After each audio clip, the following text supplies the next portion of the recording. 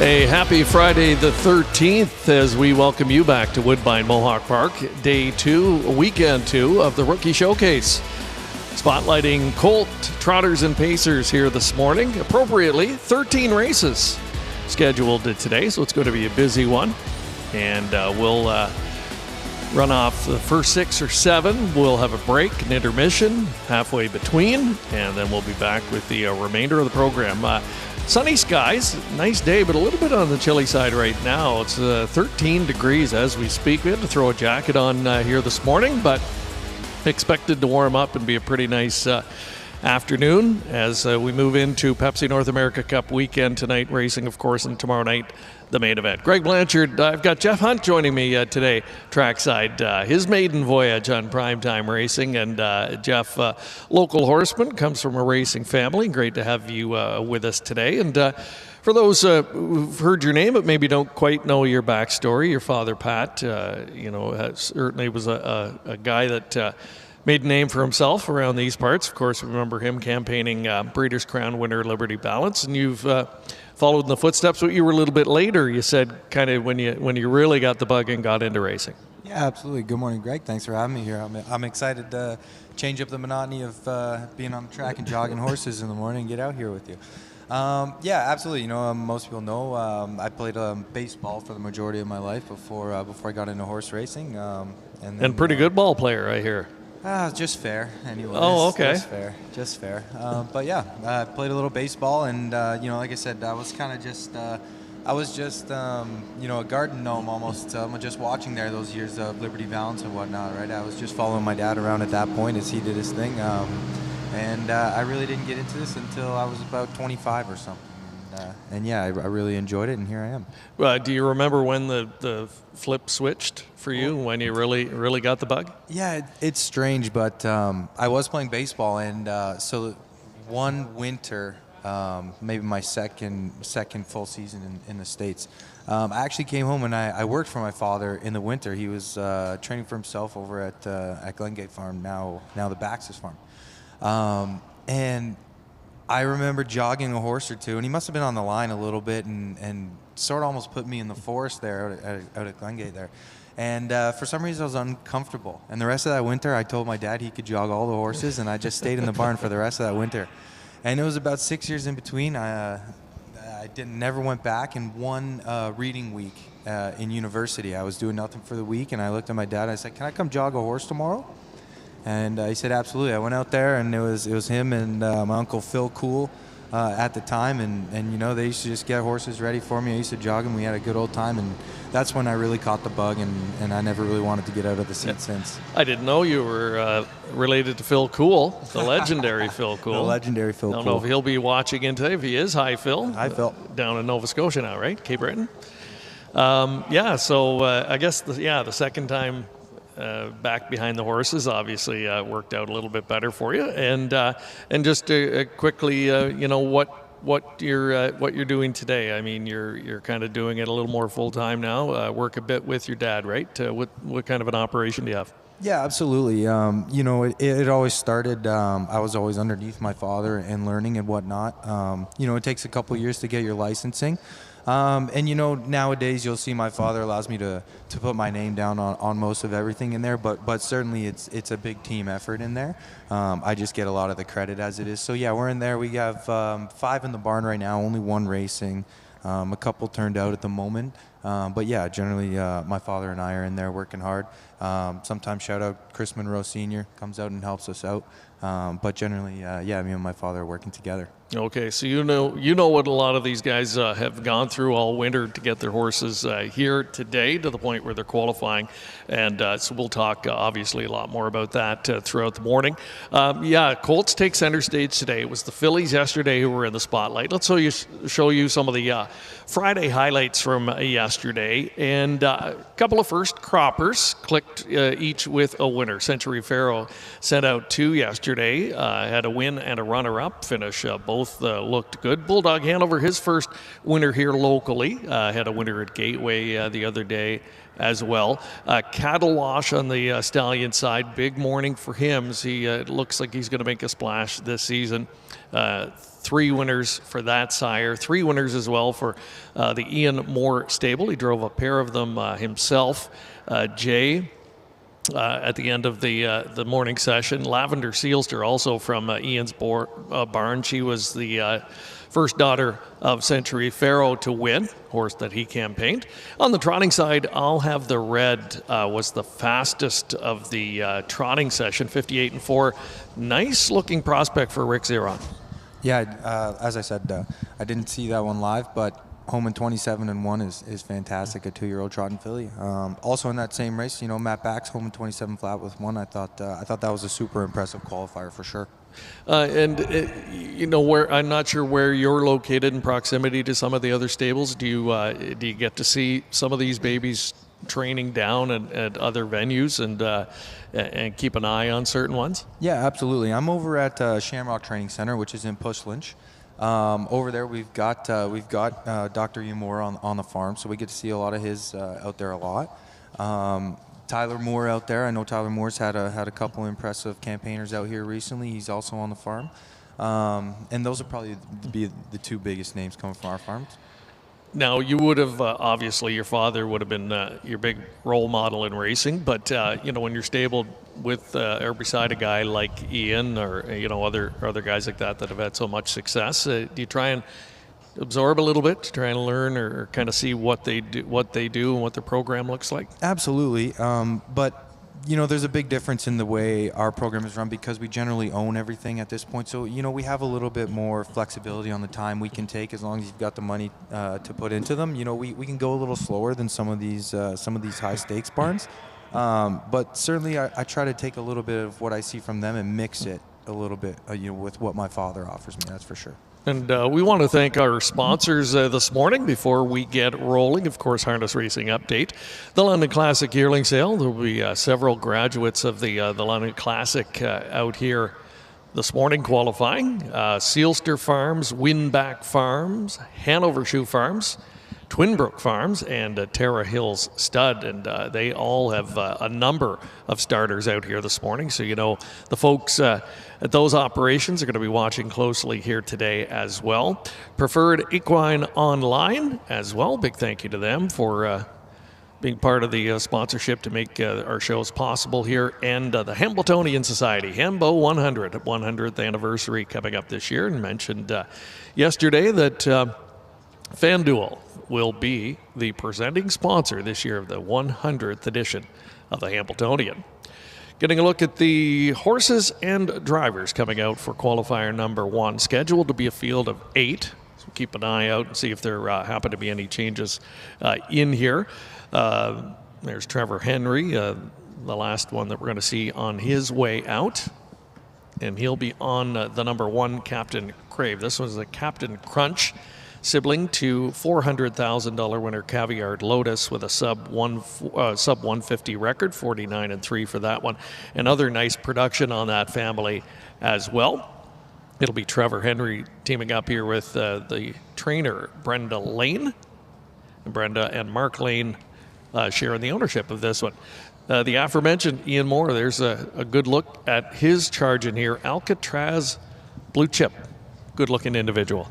Very shiny black individual here. Again, everything that comes out of Ian Moore's barn is usually a step ahead at this time of year. They look fantastic. That one the same. This one owned by Let It Ride Stables. Reg Pettipaw, he's here this morning. Steve Demeter as well. And the Bolton Stables all share ownership of this guy. He's a shadow play. Ian knows that one well, of course. And he's campaigned a good sibling to this one called Andra Day. Full sibling, in fact. She's a $330,000 winner that Ian had, so knows the family well. This one a sibling as well to Goodwin and Cheesy Smile, a winner of more than $500,000. There's a look at 3, just some last-minute adjustments for Captain Commando. This is a Captain Treacherous in here. A bargain basement, $9,000 Captain Treacherous. So you don't see too many of those these days. No. Do you know which sale did that one come out of? He came out of the Blooded Horse sale. Okay. And he's one of, let's see, three in here. Three that did face the starting gate a week ago from the Blake McIntosh barn. Finished fifth, but I like the last quarter, 27-2. He had some zip on the end of his mile. Yeah, for $9,000, that's not a bad last quarter. Your first time out, is it? Absolutely, and that's what we saw a lot of last week. Just sprinting on the end of it, 27. Now with these horses coming back a second week, I think you're going to see at least a few of them really step up in the speed department. Yeah, you think those last quarters will be even a little more hot today? I think so, and I think the overall time as well. I think that's the MO for a lot of them these days. Wouldn't you agree that the first one is just about the experience, just maybe stay on a helmet a little bit longer in week one. Week two, if you're going to try and maybe push forward early, ask for more overall speed, that's when you do it. Yeah, absolutely. And you were asking sort of, my perspective on where the horses are at this stage, right? And you said, they come out the first time. They've probably been here to train at least a time or two. We like to get them here to show them the track before you bring them to qualify. But this is sort of crunch time. The trainers sort of have them ready here, and you see we're ready to qualify anywhere around 2 minutes. And from this stage on, we're going to see who wants to continue to drop, right? And those will be the horses that we continue to watch all summer. There's a good look at Alcatraz Blue Chip, who we touched on. Je ne sais quoi is another from the Blake McIntosh barn that will be out for a second week. This is a cattle wash colt post 4-starter here. This is one of the rookies who won last week in 59 and 4 and won fairly easily on that occasion. I like the fact that we've seen cattle washes really turn heads recently, especially yesterday. Had 3 wins on the filly side of things, and you've probably seen some of them training down. You probably get reports. He and maybe is there another stallion that you've been hearing good things about? Unfortunately, I haven't had the chance to have a cattle wash yet. But I do know that I do believe we purchased 2 breedings to cattle wash this year. So, it's exciting to see him do so well out here. And I really haven't gotten to work with one. I haven't been able to sit behind one. So all I can tell you is what I'm seeing on paper here. And so far, they seem to be showing up everywhere. There's number 5, French Bulldog, a Bulldog Hanover colt, obviously, from a rock and roll Hanover mare. This guy, $27,000 Harrisburg yearling purchase for Team Fellows. Blair Corbeil shares in the ownership with the Windermere stable and Irene Carey as well. And as we said, Bulldog clicked with a filly winner here yesterday, at a filly winner at Gateway the day before.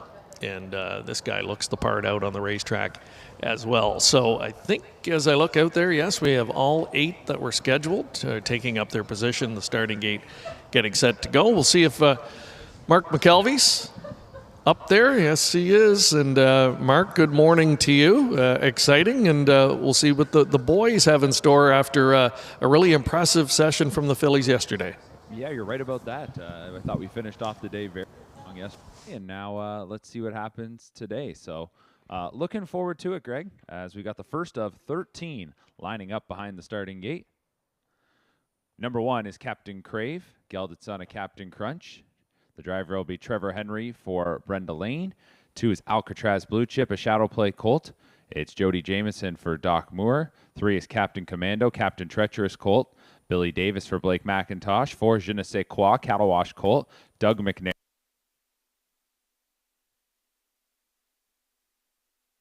Kyle Fellows. 6 is LD's Hunter.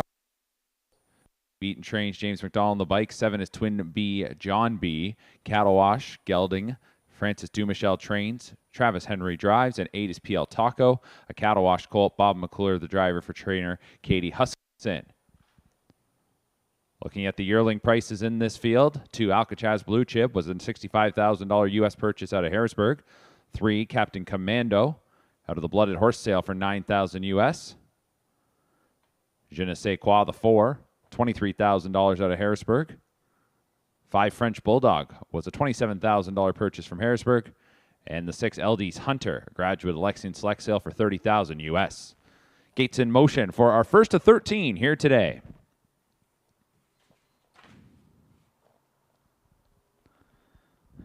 And they're off and pacing and rolling out to the lead. It'll be Alcatraz Blue Chip. Captain Commando a couple steps there at the start, but resets. And here on the outside now, looking to brush up to the top in the opening stages will be Je ne sais quoi. Je ne sais quoi makes it to the lead. Outside is French Bulldog third. Inside fourth is Captain Commando. Back to Captain Crave then in fifth. As we work back in the field, we'll check in with Twin B, John B, and then behind that one into that opening quarters, LD's Hunter, followed by PL Taco. 30-1 was the opening quarter. So the Pacers will come into the backstretch first time as it's Je ne sais quoi, clear leader by 3. Second is Alcatraz Blue Chip. Third then is French Bulldog. Racing in fourth, that is Captain Commando. 2.5 lengths going back to Captain Crave, who is being followed by Twin B, John B. 2 more lengths into LD's Hunter, and another couple lengths to PL Taco.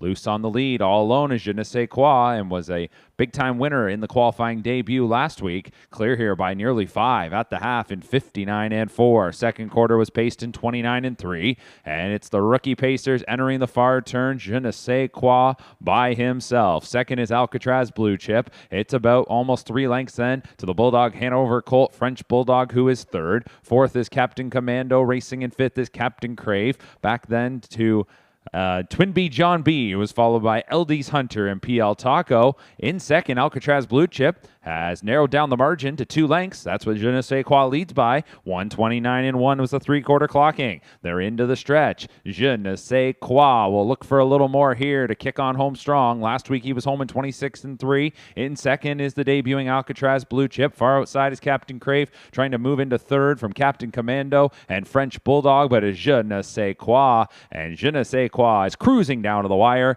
and is going to win again. Je ne sais quoi finishing in second, Alcatraz Blue Chip. Captain Crave was third. In fourth was Captain Commando. Shooting through late with a good kick as they were coming to the wire was LD's Hunter. 156-3, the final time there for Je ne sais quoi. 2 for 2 now, Je ne sais quoi, and sharp speed on the end of that, 27-2. And did it pretty, I think, pretty much in hand. Alcatraz Blue Chip, first start for this one behind the gate, just sort of stayed and followed in, but really, I think, held his ground well as the top two were getting away on the others. So, not a whole lot to choose, I think, between the first two finishers. What do you think, considering one already had a start under his belt? Yeah, no, that was very impressive. Obviously, those two are a little bit of a league of their own right now. And again, super impressive. We drop each week here. I don't think the last quarter is going to be as hot this week as last week, but we get the time of the mile down, and neither one of them looked tired at the end, if I'm honest. Yeah, a little bit cooler this morning, a little bit more wind than there would have been a week ago. So, when you factor that in, if you see a mile today in that 55, 56 range, I think it's going to be even a little bit more impressive than on a normal, under normal conditions. Absolutely. And, it's tough to duplicate 26-3 with a 2-year-old anyhow, isn't it? That's, either way, still very impressive. So good start to the morning. Absolutely. And Blake's got a few nice ones on his hands here that we've seen so far. And Je ne sais quoi, as mentioned, he signaling he is ready to drop into racing action here.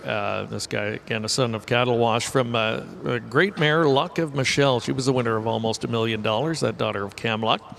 This guy's co-owned by Ozzie McKay, along with Blake, Gilles Landry, and Bob McNeil, part of that ownership group. They got to be excited, certainly, about this guy. And I know they've got another nice colt later that was a winner a week ago, so we'll see if that one can go 2 for 2 later on. But I think others like Captain Crave showed good late pace on the end, picks up third there. Certainly not trying to overextend. We talked about that here yesterday on the show.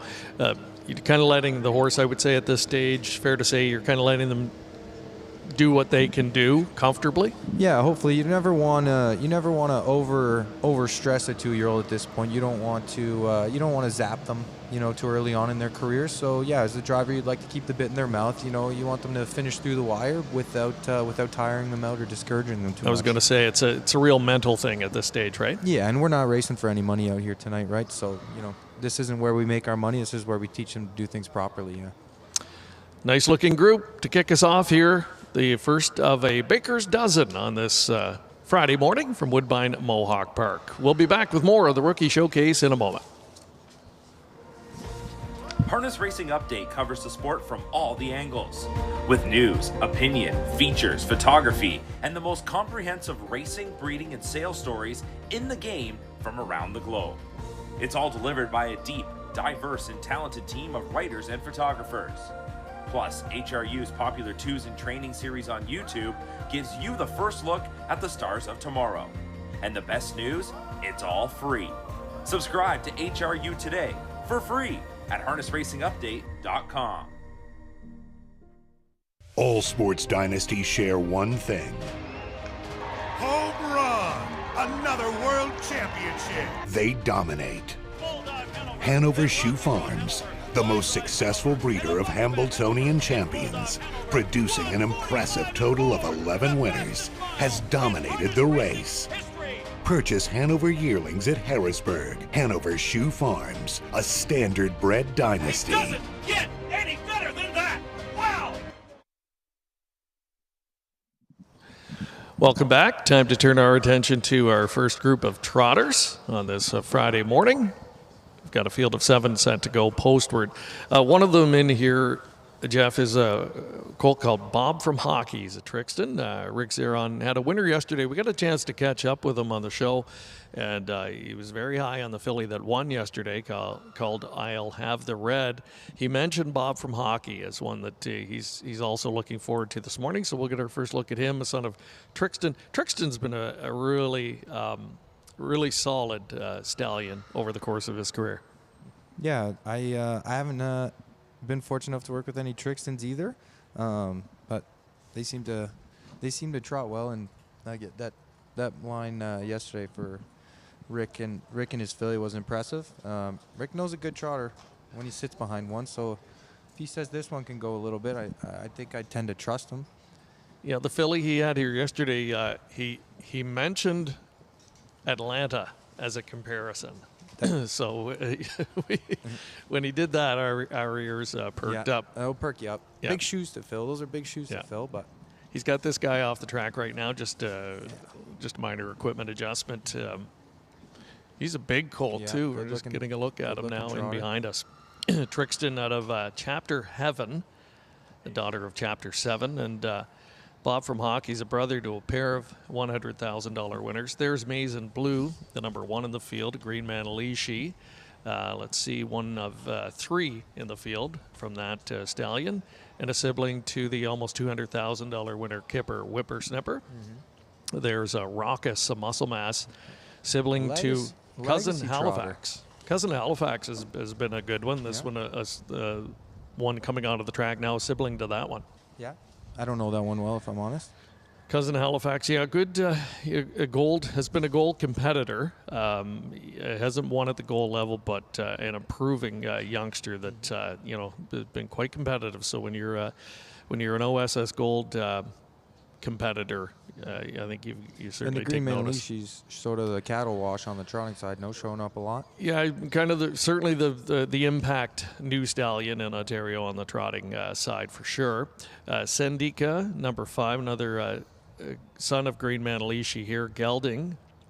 This one is a homebred and first foal from baby Mia, and it makes her a sister to the $500,000 winner, Hey Blondie, or the mare is a sister to Hey Blondie, and this is her first foal. So certainly nice pedigree potential here. There's Classified, Matt Bax.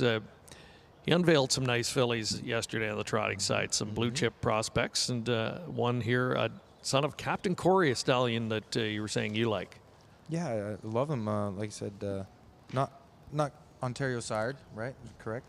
But very interested to see how they go, if I'm honest. Like I said, I didn't watch enough of the most recent baby races to see, but I am excited to see what they look like and how they go. His nice filly yesterday was not a Captain Corey, though, I don't believe. I think it was a Walner, correct? Yeah, okay. I think you're right on that one. Captain Corey, who stands at Hanover Shoe Farm, former Hambletonian winner and Classified. This is a homebred owned by Al Libfelt. And the third foal from Chanel Me, the Cantab Hall mare. And she is a daughter of the almost $1 million winner Dream on Me, and classified. Makes a nice pre-race appearance out there. There's Trevor Henry with Fourth Gear, son of Archangel. Bargain basement, $16,000 Lexington yearling purchase. And we've seen a few of those over the years here on the trotting side, especially those diamonds in the rough. I think of Fashion Frenzy, Logan Park. They were both very reasonably priced yearlings, both sons of Archangel. Look what they've done on the racetrack. It's incredible. Yeah, I think you made me a little more likely to see it on the trotting side, a little finickier to get them to the races and keep them there. 7 trotters getting set to move in here. Qualifier number 2. We'll send it back up to Mark McKelvey to set things up for the second of 13. All right, thank you very much, Greg and Jeff, as we're set for this second qualifier. No changes in here. And it's a field of 7. 2-year-old Colton Gelding Trotters. Number 1, Maize and Blue, a green Manalishi colt, Louis Waugh for Kyle Fellows. 2 is Bob from Hockey, gelded son of Trixton, Rick Zeron trains and drives.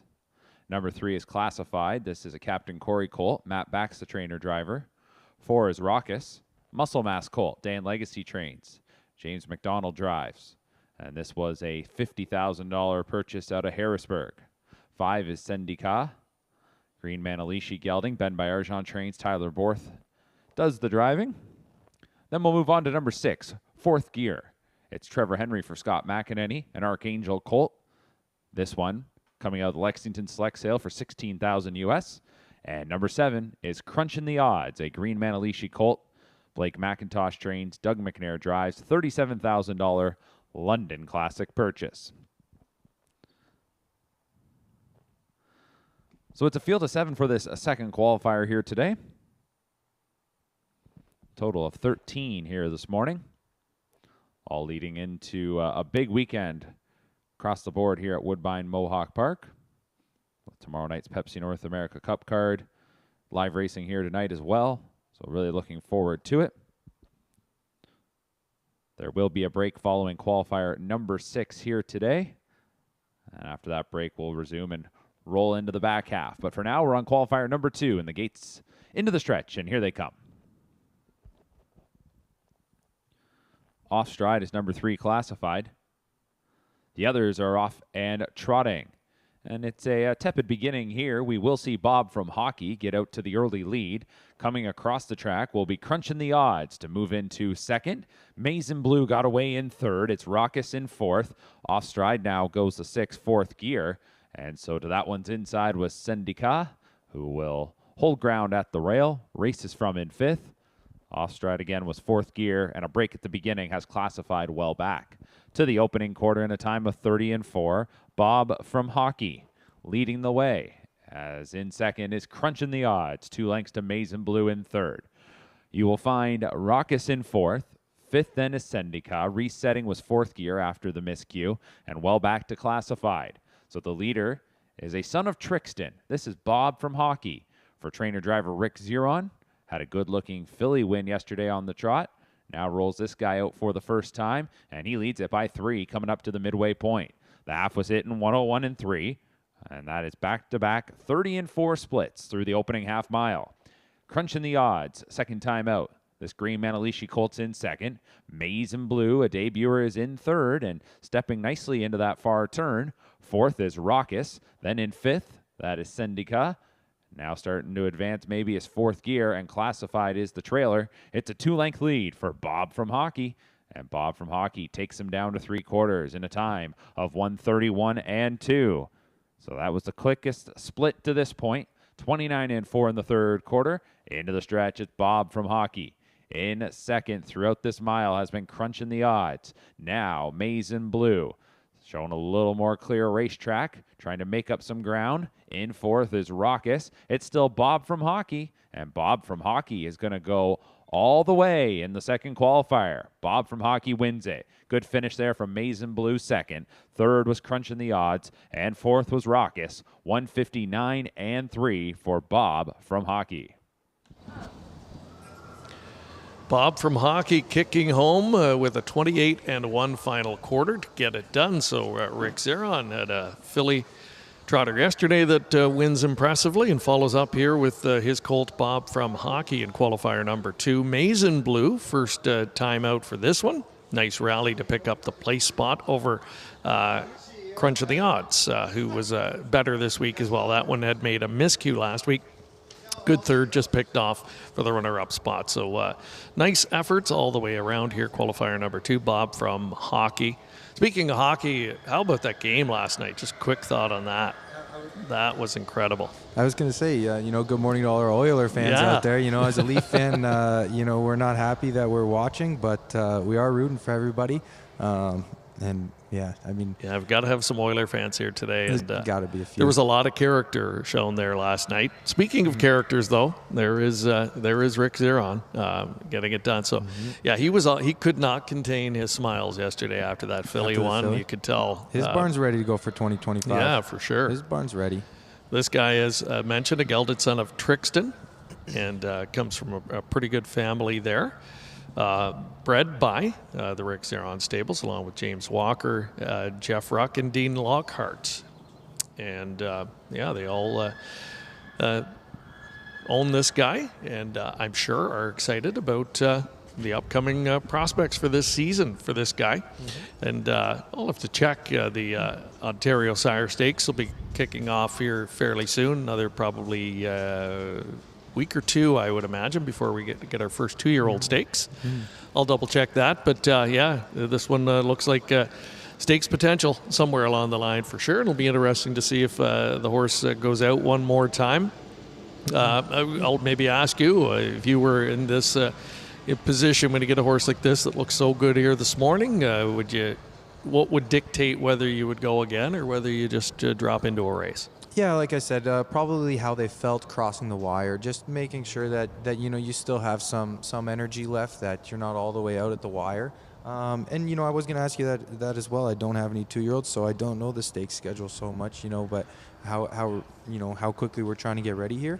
That's where Google will really come into play for us here shortly. At this time of year, again, you really want to protect them. It's nice to be the first one ready. There is some money to be had early on in the season, but at least in my mind, I'm trying to win the last one, never the first one.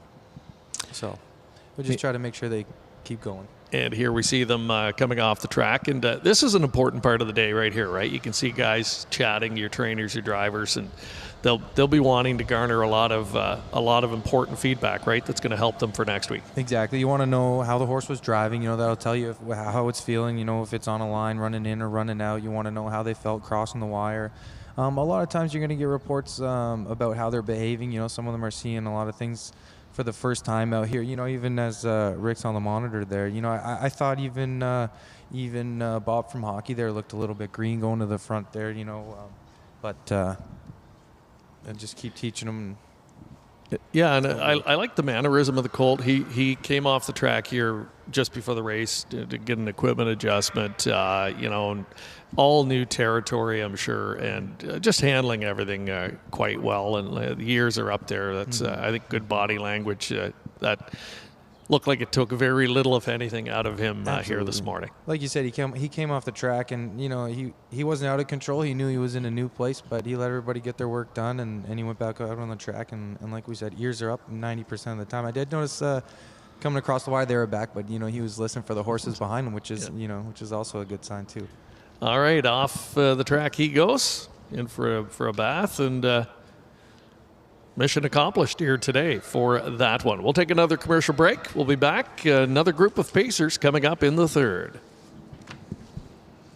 Winback Farm of Ontario is home to outstanding sires, including a 3-time millionaire pacer tattoo artist who is new in 2025, the last great son of the legendary Sun Beach Somewhere and multiple stakes champion Beachglass, Meadowlands Pace and Ontario Sire Stakes champion Lawless Shadow, and the richest pacing stallion in all of harness racing history, the great Hall of Famer Mick Wicked.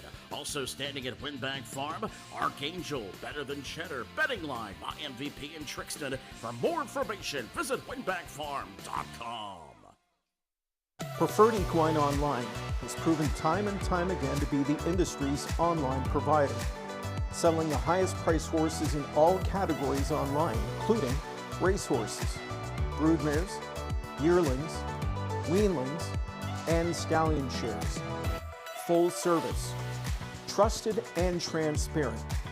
Contact Preferred for your online sales needs at www.preferredequineonline.com or call 914-773-7777.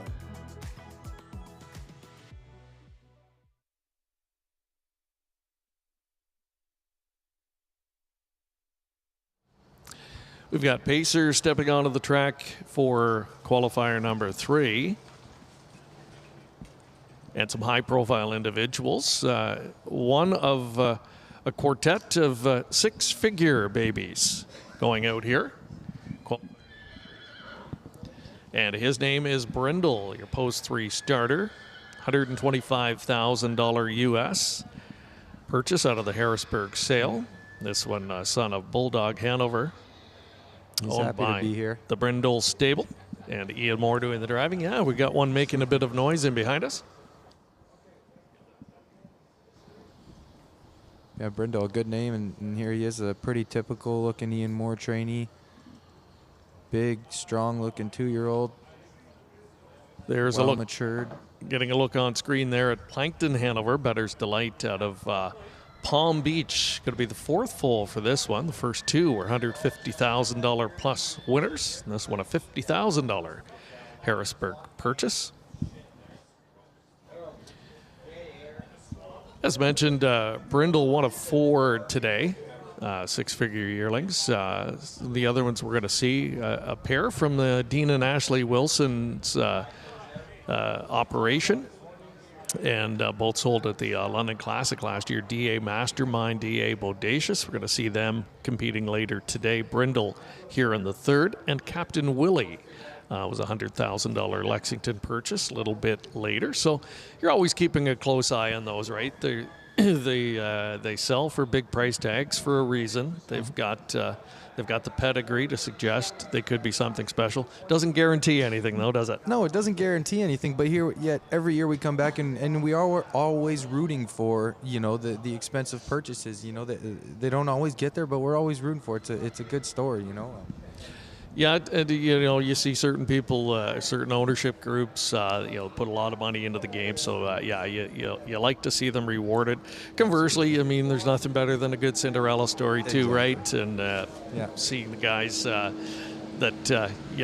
got that diamond in the rough, and there's stories of those Cinderella stories for sure that we see year in and year out, and then everything in between, certainly here. We've got a little bit of everything, I think, in this group represented. There's a look at Cabo San Lucas. Phil Hudon's going to be driving that one. A Better's Delight in here.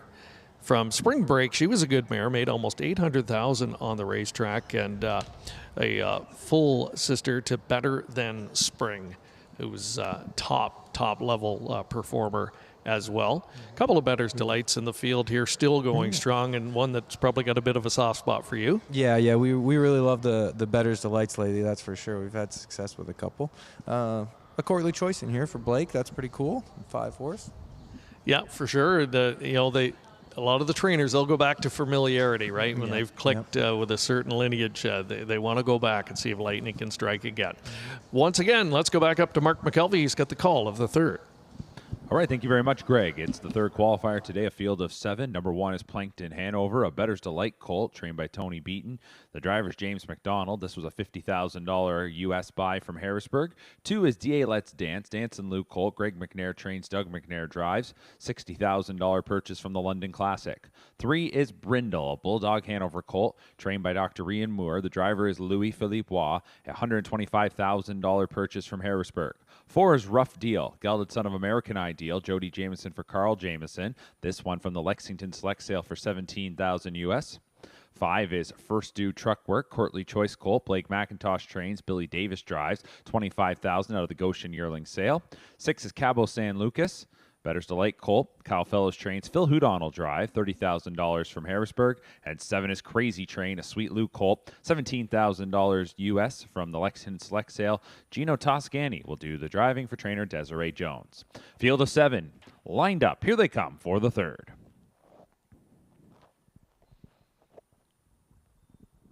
And they're off in, pacing. Crazy Train is shooting from the outside.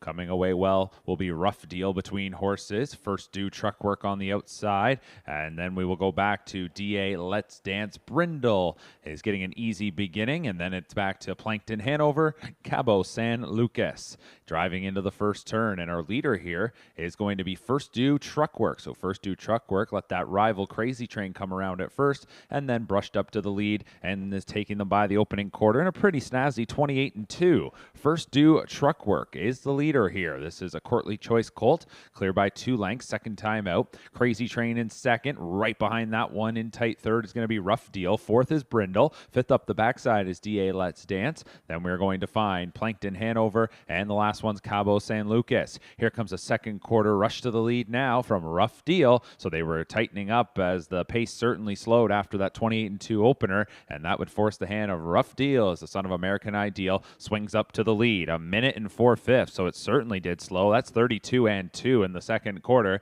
and Rough Deal now has control. In second is First Do Truck Work. Third then is Crazy Train. 2.5 lengths back to Brindle in fourth. Another 2 to DA Let's Dance. On that one's back is Plankton Hanover, second from last, and Cabo San Lucas rounds things out. Driving down to 3/4, it is Rough Deal the leader. Second is First Do Truck Work, while Crazy Train is in third and already coming to the outside. 1:30-3 is the 3/4 time. Into the stretch they come, and Rough Deal has the lead. Back on the move is Crazy Train into second, and Crazy Train is in pursuit of the leader. In third is First Do Truck Work. Brindle is back in fourth. There's a 1/16 of a mile to go. It is still Rough Deal with the lead. Crazy Train is coming on, though. Rough Deal and Crazy Train heading down to the wire. Rough Deal will win it by half a length. Crazy Train was second. Finishing in third was Brindle. Outside fourth was DA Let's Dance. 157-4.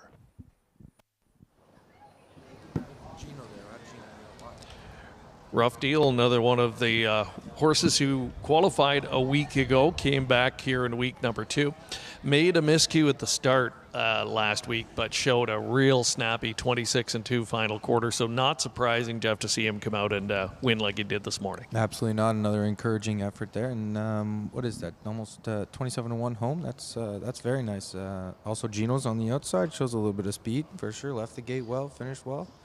And again, two standouts in that field. Yeah, for sure. Crazy Train, nice lapped on second and closing at the end. A pretty relatively bargain basement purchase for Gino and company. And Brindle, the one we talked about, he gets up for third. DA Let's Dance finishing fourth. Sibling, it's a sibling to a one that's shown a lot of talent. Only 2 career starts for one called The Rider. He's a 4-year-old. We're going to see him tonight. He won at London in our last week of racing there, and only a second career start, won on 55 and change, and made it look so easy. Obviously had issues that kind of kept him away from the racetrack as a 3-year-old, but he's got a lot of talent. So really curious to see how he does tonight, and DA Let's Dance a sibling to that one. So. Yeah, when you're looking at pedigrees, right? You just look at the stats, but there's nothing better than when you've seen horses race and you know that a sibling, had X amount of talent, but maybe had a reason for not quite reaching their top potential. So when you do that, sometimes that's how you can find those diamonds in the rough. Exactly. We all. When you're purchasing horses, you can't measure what's on the inside. We never know where we're going. So any little bit of familiarity that we can go with, and again, bloodlines and families seem to be very popular for us to get comfortable with. You like a sire, or you like the mother or something, you'll go back to it again. Going to go look at them post race here, and there's a look at the winner again, Rough Deal. Nice looking individual, nice. Solid looking son of American Ideal. What a prolific stallion he has been. Of course, Casey Coleman, I see Casey here again today, campaigned him, and a lot of her former pupils have gone on to do great things in the stallion shed. Yeah. She did a great job throughout her career. She really, she earned everything she got. That's for sure. She's left a mark on the industry, and again, those American Ideals. I love the look of them. Yeah, for sure. Big round rumps. Big, good, powerful. good on looking every size animals. track. Yeah, It seems.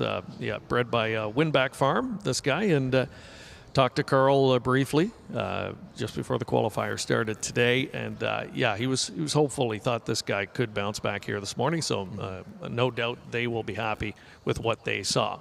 Let's take another break in the action. We'll be back with more trotters when we return. The London Classic Yearling Sale, Canada's premier standardbred auction, returns this October to the Western Fair District Agriplex. The nation's leading consigners choose the London Classic, offering hundreds of yearlings by many of the sport's leading sires, all under one roof at one of North America's best venues. Recent sale graduates include Canada's Rookie Pacing Colt of the Year, Stonebridge Wizard, O'Brien Award finalist Paquette, and O'Brien Award-winning double millionaire Logan Park. The London Classic Yearling Sale, where your dollar goes further and where champions are found. Find out more at londonclassic.ca. Preferred Equine Online has proven time and time again to be the industry's online provider, selling the highest price horses in all categories online, including racehorses, broodmares, yearlings, weanlings, and stallion shares. Full service, trusted and transparent. Contact Preferred for your online sales needs at www.preferredequineonline.com or call 914-773-7777. Yeah.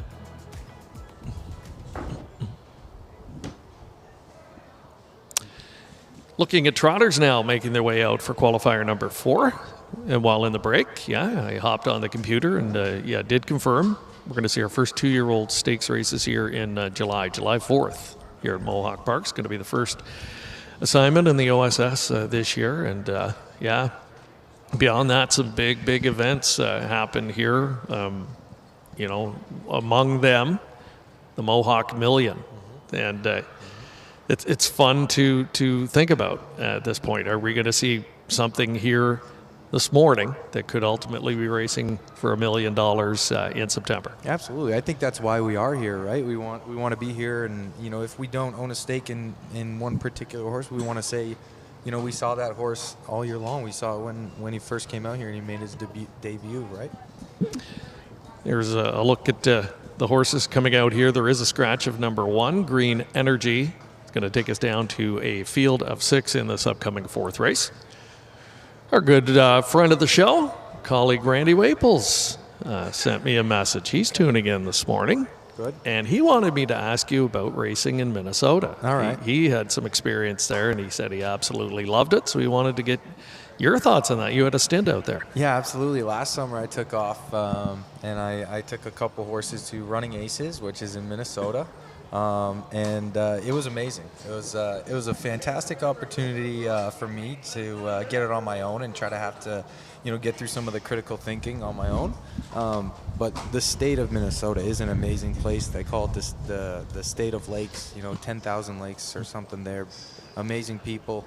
And it was a beautiful way to spend the summer.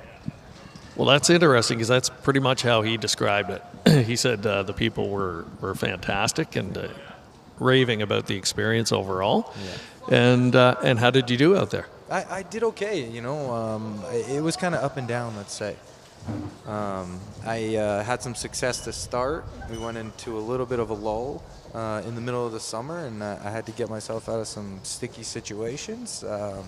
And we finished up strong. It was I decided not to go back this year. More, it was a great place for me, but maybe not the best place for the horses that I took. So we did well on the whole, but we learned a lot of lessons through the ebbs and the flows.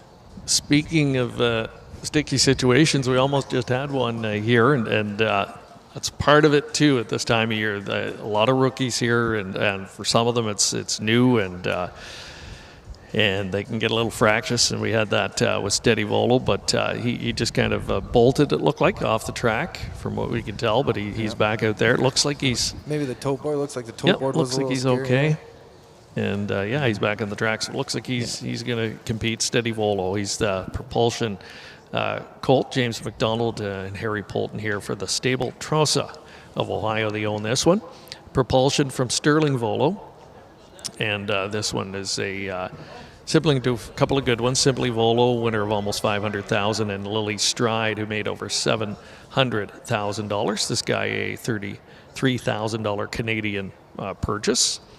Green Snickers is in the field. Green Manalishi next door to a couple of other Green Manalishis in the field, the 5, 6, and 7 all from that sire. One is I Drink She Drives. I've had a look at this one. She's stabled at Dorchester Downs down in my neck of the woods here for the Steve Boston's barn. Love the name, I Drink She Drives. And absolutely. I know Steve's been cautiously optimistic about this one this season in the training down process. Kind of does everything the right way and gives them the indication she could be something here. And a sibling to one that showed a ton of potential, Fleetwood Mac, now deceased, but had a lot of potential. So the second foal from the mare, Enjoy in My Life. Mm-hmm. And Steve's had some success with some trotters recently, so we can probably take his word, but no lines on this one. We'll have to see what she shows us today. Yeah, he's had a lot of nice trotters over the years, and ones that have raced here at the open level, and here, and yeah, just real good, especially with the trotter. Good with all horses, but has had particular luck with the trotters, and especially on this circuit over the years. Going to go look at the mingling here behind the gate. Hand in the cookie jars. The one in the field that will be coming back did qualify last week. Unfortunately, a mistake at the start and rebounded. Showed 28 and 4 final quarter speed individually, and the son of Muscle Mass will look to rebound here. Team Jameson, we've already seen that scenario in the third, where they had one that raced a week ago, made the mistake. Came back and was better this week. So, Carl, a veteran like that's going to have, taken into account what happened, gotten the feedback, and we'll try and make those changes for this week. Yeah, Carl and Jody won't make the same mistake 2 weeks in a row, that's for sure. They're moving up to the starting gate here, and it looks like we've got the 6 to go here. There was the early scratch, so the other 6 are all set to roll. Let's go back up to Mark McKelvey as the wings of the starting gate open for the 4th. All right, as we move on with this 4th qualifier now, and the horses are lining up, it's going to be a field of 6 as we do scratch that number 1 Green Energy. Mike Me Up, that'll be the rail starter. Mike Me Up is a gelded son of Muscle Mass, trained by Carl Fellows. Louis Waugh on the bike. $17,000 out of the Harrisburg yearling sale. 3 is Hand in the Cookie Jar, Muscle Mass gelding. Carl Jamieson trains, Jody Jamieson drives. $52,000 U.S. purchase from Harrisburg. 4, Steady Volo, is a son of Propulsion, trained by Harry Polton with James McDonald. This one from the Lexington Select sale for $25,000 U.S. 5 is Green Snickers, Green Manalishi colt, Ashley Lenvoy trains, Gino Toscani drives. A yearling purchase for $20,000 U.S. from Lexington. 6 is I Drink She Drives, Green Manalishi colt. Steve Boston's the trainer. Bob McClure will do the driving. This one from Harrisburg for $55,000 U.S. And 7 is Start, a Green Manalishi colt trained by Scott McEnany. Trevor Henry at the controls, $10,000 from Harrisburg. A field of 6. Well, back there is number 6, I Drink She Drives. That one off stride. The others, though, are lined up. And here they come for the 4th qualifier.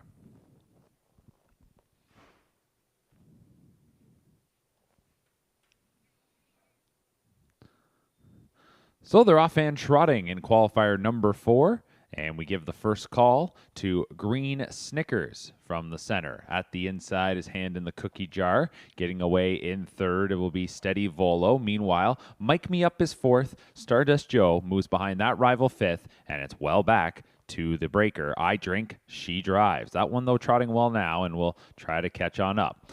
Opening quarter bound here, and it's Green Snickers, a Green Manalishi colt, who takes them past that opening marker in 30 and 3. Green Snickers, Gino Toscani, they are the leader.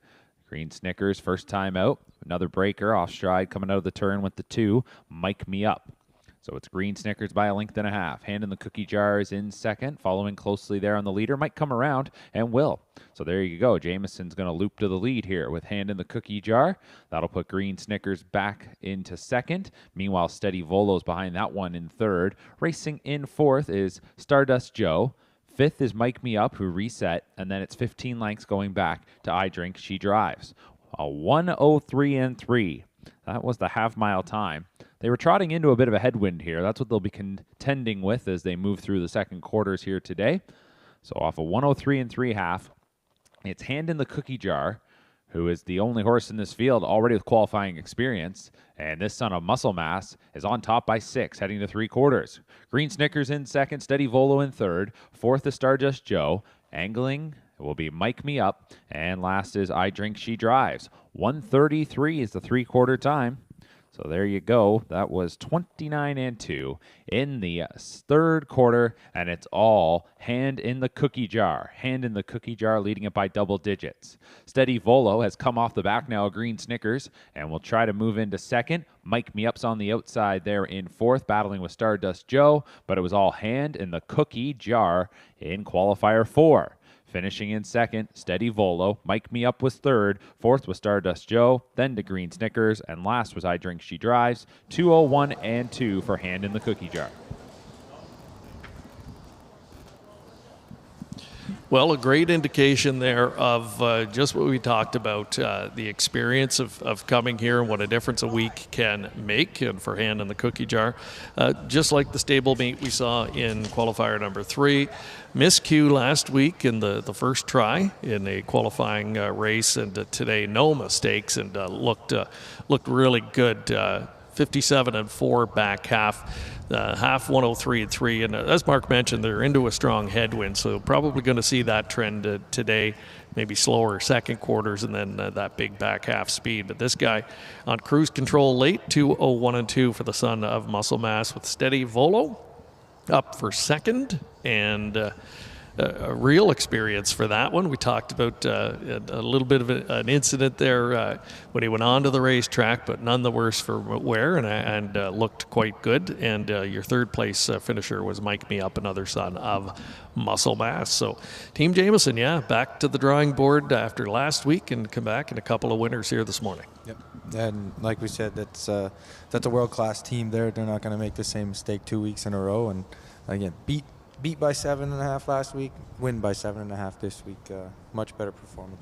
This one bred by Blair and Erda Corbeil of Alberta.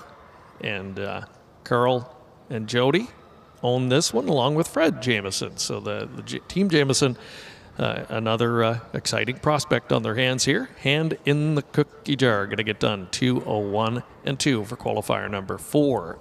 So we'll take another commercial break. Back with more in a moment, including a special guest next.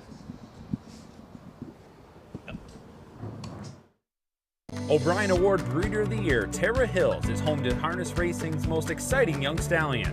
Green Manalishi's first crop has taken Ontario and the Grand Circuit by storm. It includes Peaceful Way winner Mona Lishi.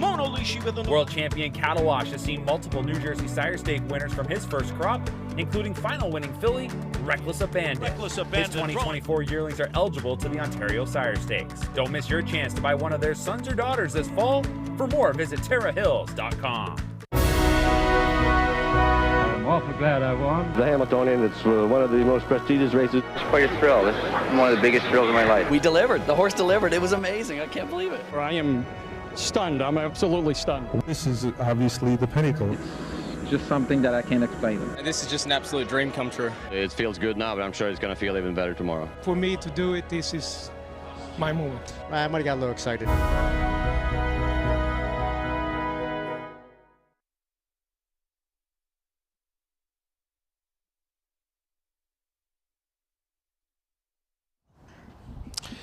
Welcome back. Getting set for qualifier number 5 here in a few moments, and I want to welcome a special guest in. He's in town today to watch his horses qualify, and he'll be watching tomorrow night his Prince Hal Hanover, part of the ownership group at the Prince Hal Stable. Rich Pettipaw, longtime owner from Moncton, New Brunswick, and great to have you and Louise in town today. Always fun to see you at this time of year.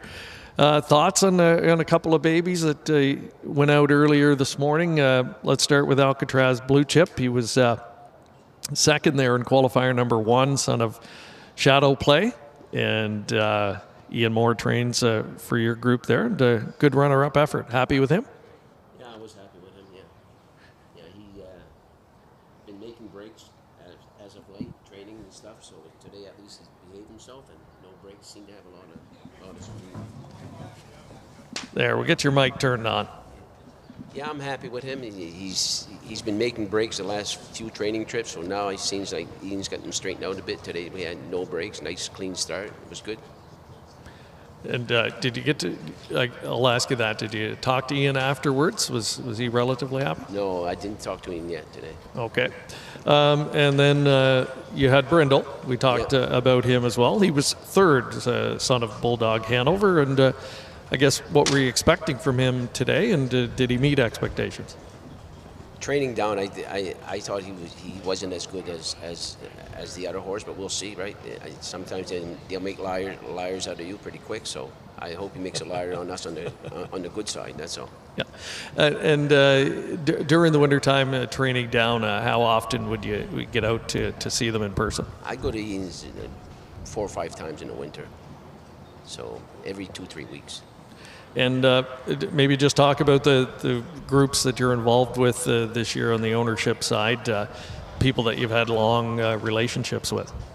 Yeah, a lot of these guys are at least the first time as a relationship. I had horses with Ian for a while, but there's some people in the group that are new this year that I'm involved with and stuff. And great bunch of owners. I mean, when you go there to see them train down in Florida, most of them are there and enjoying the good time. And no, they're a real nice group. You've had a lot of nice horses you've been involved with over the years, but of course we've got to talk about the beach, some beach somewhere. And you must still look back at his old races. I mean, when you're here today, you see how many of his sons have multiple starters here today, and they're some of the best stallions in the sport. I mean, his legacy lives on. Yeah, and even his broodmares also, right? No, it's when you watch all that, he definitely changed the breeding for the good, for sure. And yeah, it's awesome just to see his offspring, what they did, and so on and so forth, and again what the broodmares are doing. And of course, we're on the eve of the Pepsi North America Cup this year, and maybe the most memorable for a lot of people, NA Cup, the year he won it, and the roar of the crowd here at Mohawk Park. It's got to be exciting to be back here, not only to watch, but to be competing. You're part of the Prince Hal Hanover ownership group, and you got a nice shot in there tomorrow night. Yeah, just to be in, it's a big thing. And I mean, when Beach raced, he was 1-9 on the board. I know this guy definitely won't be 1-9. I think it's a very competitive field. There's at least probably most of them could easily win it, but I mean, we drew the 9 hole, as we all know, and that's going to be a tough way to start, but with Miller, you never know. The expectations of the harness world were on some beach somewhere that year. How much was it a mix of a lot of pressure, but then on the other hand, just incredible fun and joy to be a part of it? It's always a horse race. Like one of my friend Ozzie McKay asked me that night, he says, how does it feel to have a shot at 1-9 North America Cup? And I told him it's a horse race, anything can happen, but Beach was so special and he did it so easy, and every race was just a great treat.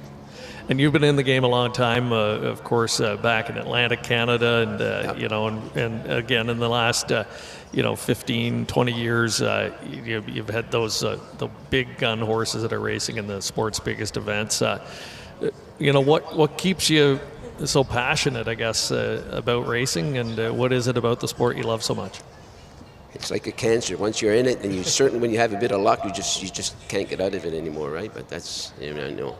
Horse we race here by the name of Silent Swing was the same way. I mean, he won the Gold Cup and Saucer for us and stuff, and we were at the high end of the game, and once you're there, it's hard to get out, really.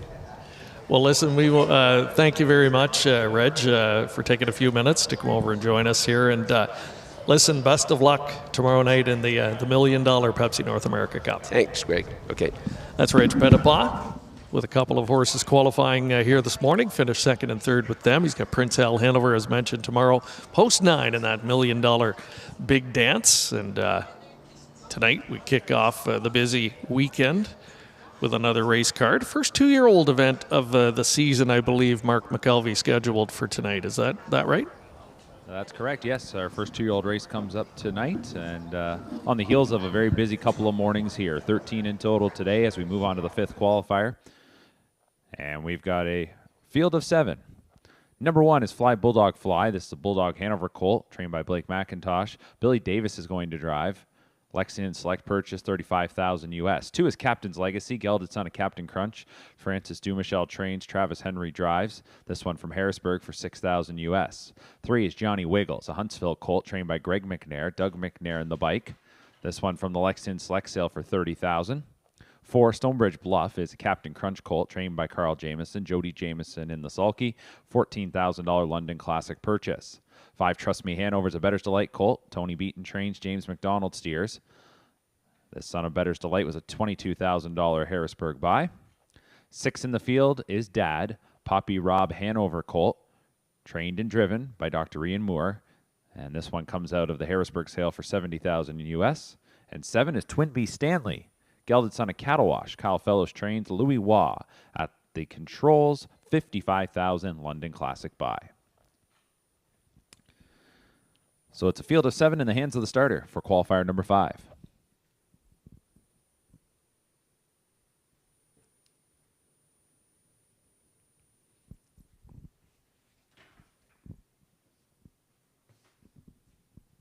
Gate picking up speed, and here they come.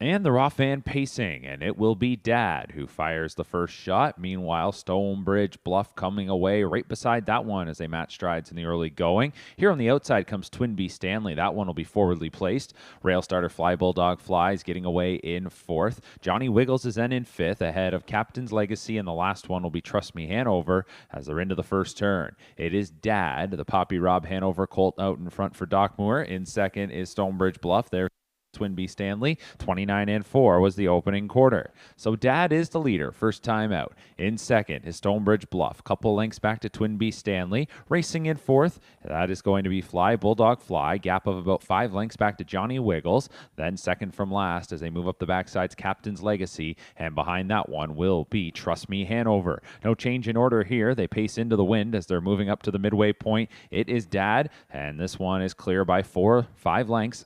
By the midway point in a time of 59 and 1. So pacing into the wind there and goes a 29 and 2 second quarter. 59 and 1 onto the far turn. In second has been Stonebridge Bluff. Third remains Twin B Stanley. Fly Bulldog Fly is in 4th. Couple lengths back to Johnny Wiggles in 5th. 2 more lengths into Captain's Legacy. And Trust Me Hanover is still waiting at the back midway around the far turn. So Dad is doing the road work here. Second Stonebridge Bluff. Only 2.5 lengths away. Gets a little encouragement there from Jamieson. 128 and 3 for 3 quarters. They spin for home. It is Dad trying to go the distance. Second is Stonebridge Bluff. Twin B Stanley is third at the inside. Fly Bulldog Fly stays on that one's back and forth. A little fumbly gated. Then in 5th is going to be Johnny Wiggles. But here is Dad, who is just motoring into deep stretch. And it's Dad with an impressive looking debut and is going to win it by about 5. Finishing in second with Stonebridge Bluff. Third was Twin B Stanley, and 4th was Fly Bulldog Fly.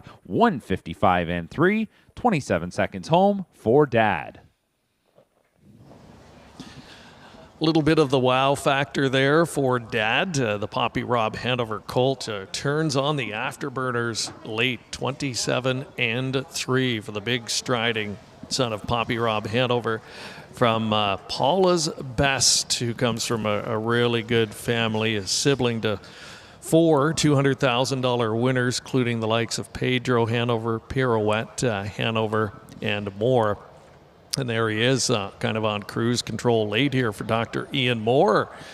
who reemerged in the driver's seat yesterday, had a couple of wins, and he's got another impressive youngster here. He has a nice brigade heading into the season, and congratulations, Wilma and James McKenzie, husband and wife, really nice people. I was chatting with them yesterday.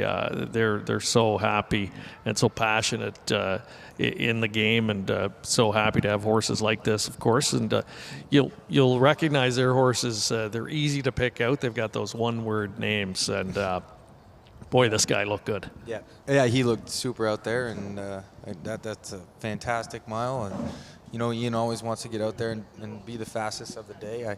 I see the McKenzies over there talking to Reg, who just got off the broadcast. Again, big shout out to them. They're here every year, as you said, making a good time investment, a financial investment. It's nice to see their horses always win for them. And like you said, Kit, Cat, Dad. Yeah. They like Jan, the short names. Jay. My dad actually likes those one-syllable names. He likes those. He keep track of them easier. Good for an announcer as well. A pair of London Classic Sale graduates, second and third, and looked good in their initial qualifying attempts this morning. Stonebridge Bluff, Captain Crunch, bred by Stonebridge Farm, and Twinbee Stanley from the Twinbrook Farm, a cattle wash gelding who was third in there. But again, 27-second last quarter in doing it so easily. And, the athleticism that is on display this early on, it's hard not to think that you're looking at a horse that's going to be somewhere on the stakes trail not that far from now. Absolutely. We've seen this script before, when Ian comes out with these horses. And there's going to be one or two of them who remain at the top for the entire summer. It happens every year, And again, I love the way his animals go, Like you said, big, powerful stride, really picking the feet up and getting out there. Again, not to take anything away from Jody's charge there. Again, a fantastic qualifier for him. But this looks like an aged racehorse. Beautiful. And, on the inside, he's still a stallion. He wants to rip and tear you apart to some degree there, but he is behaving pretty well. And shout out Joe Tolino for taking good care of him, obviously. A $70,000 Harrisburg yearling purchase. And, in talking to Ian and reading articles with him and whatnot over the years, he's one of those guys, he really likes the individual.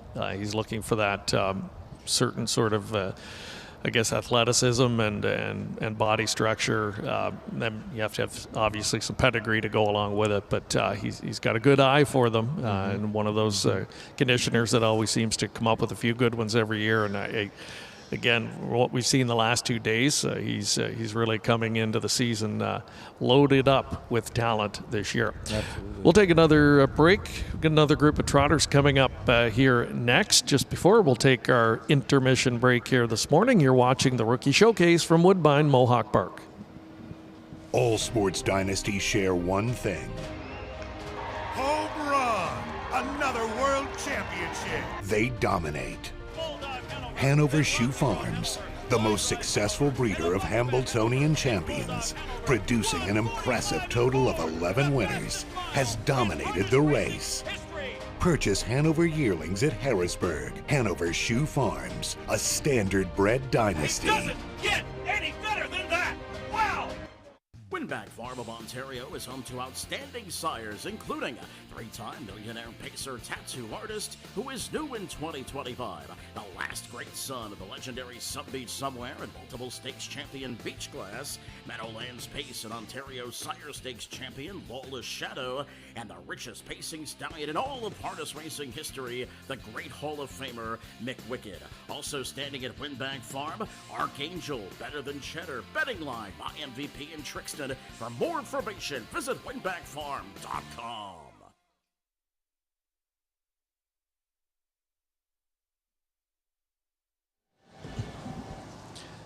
We have trotters on the track next. Qualifier number 6 is where we go here. Here's a look at Eddie Green. He'll be sending out a Son of Green Manalishi in here, first foal of Tallahassee Sealster, the muscle mass mare. And his name is Through Fire and Flames. And he'll leave from post number 1 in here. We've got a sibling to a horse we're going to see in the Good Times tomorrow night. Felix Hanover, your post 4 starter. A sibling to Fadeaway Hanover, and he'll have post 1 in the Good Times final here tomorrow night. Ben Bayerjan trains this guy. Tyler Board scheduled to do the driving, and the son of Green Chew. Ben Bayerjan there, another trainer, local trainer, always near the top of the standings here at Mohawk. Always comes up with trotters that are certainly top level here, and very often Grand Circuit type competitors. Yeah, very, very good trainer. I said I had a couple conversations with Mr. Bayerjan over the winter, and I could tell he's got a keen eye for detail, which you really need if you're going to send trotters out here and you're going to have success. So he's always got them trotting right, always got them ready. Getting a look at the card tomorrow night. So as mentioned, Fadeaway Hanover, we're going to see that one in the Good Times. Post number 1 for Ben, who does the training. So, keeping kind of one eye on things here this morning, and obviously trying to make sure that he's got Fadeaway Hanover ready to go tomorrow night. $227,000 on the line there tomorrow night. That's a great field of 9 in that. Part of a wonderful program here tonight, or tomorrow, I should say, from Mohawk Park. Of course, the signature event of the season, the $1 Million Pepsi North America Cup, but you've got events like the Fan Hanover as well. The Good Times, as we mentioned, the Armbro Flight Final for the older trotting mares as part of the program, the 3-year-old open pace, the Mohawk Gold Cup. It's just going to be a lot of fun. I know one gentleman looking forward to it's Mark McKelvey. And Mark, some of the horses we're going to see in those events in the next couple of years competing here this morning. Could be just that, right? It'd be fun to take a look back at some of the top performers for this weekend in those stakes and look and see exactly where they started. Were they at the races early? Did it take them a little longer? Lots of different paths, I guess you could take. The path we're going to take right now, though, is qualifier number 6 as they line up a field of 7. Final qualifier before we head into our break. And taking a look here, number 1, through Fire and Flames, Green Manalishi Colt, Eddie Green for Keelan Green. 2 is Bo Knight, Wheeling and Dealing Colt, Blake McIntosh, the trainer. James McDonald drives. This was a $65,000 purchase from London Classic. 3 is Rolling in Green, Bob McClure for Paul Reed. This Green Manalishi Colt comes out of Harrisburg for $4,000 US. 4 is Felix Hanover, gelded son of Green Chew. Ben Bayerjan trains, Tyler Borth drives. Comes out of the Harrisburg sale for $35 US. 5 is Wolverine Legend, Green Manalishi gelding. Matt Bax trains and drives. 6 is another great mass, a muscle mass colt. Ed Piccone trains. Trevor P. Colt. Desiree Jones trains. Gino Toscani will drive. A London Classic buy for $15,000.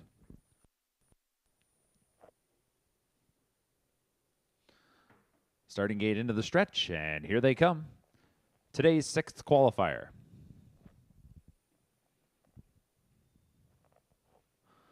And they're off and trotting. A miscue at the beginning there for Felix Hanover. That one is off stride in the center as Borth trying to get that one back flat and does right away. Meanwhile, from the outside, it's Guard the Gold. Inside, it's Bo Knight with a good beginning, striding out and got the lead. Another great mass is at that one's wheel and will duck in behind second. Getting away third was Rolling in the Green. Then we're back to Wolverine Legend. From the outside, Guard the Gold. Looked like that one would get a little bit closer, but ultimately he's going to end up there 5th ahead of Through Fire and Flames. And the last one was Felix Hanover after that steppy beginning. 30-3 was the opening quarter here, and the trotters move into the backstretch. The leader is Bo Knight, and Bo Knight is on top by 5 lengths. Second is another great mass. In third then is Rolling in Green. Racing in 4th is Wolverine Legend.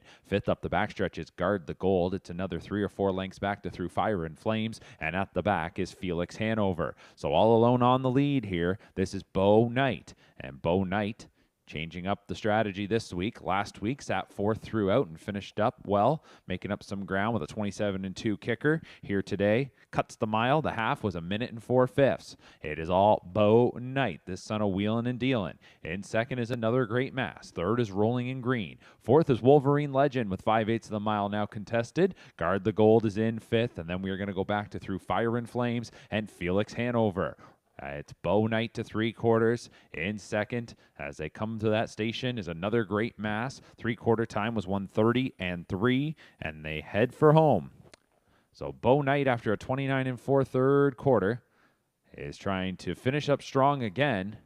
Just like last week, kicked home strongly in 27-2, and right now leads this one by 4.5 lengths. Second is another great mass. Wolverine Legends moved into third from Rolling in Green fourth, and as they come to the edge of the tote board, it's all Bo Knight all the way in today's sixth.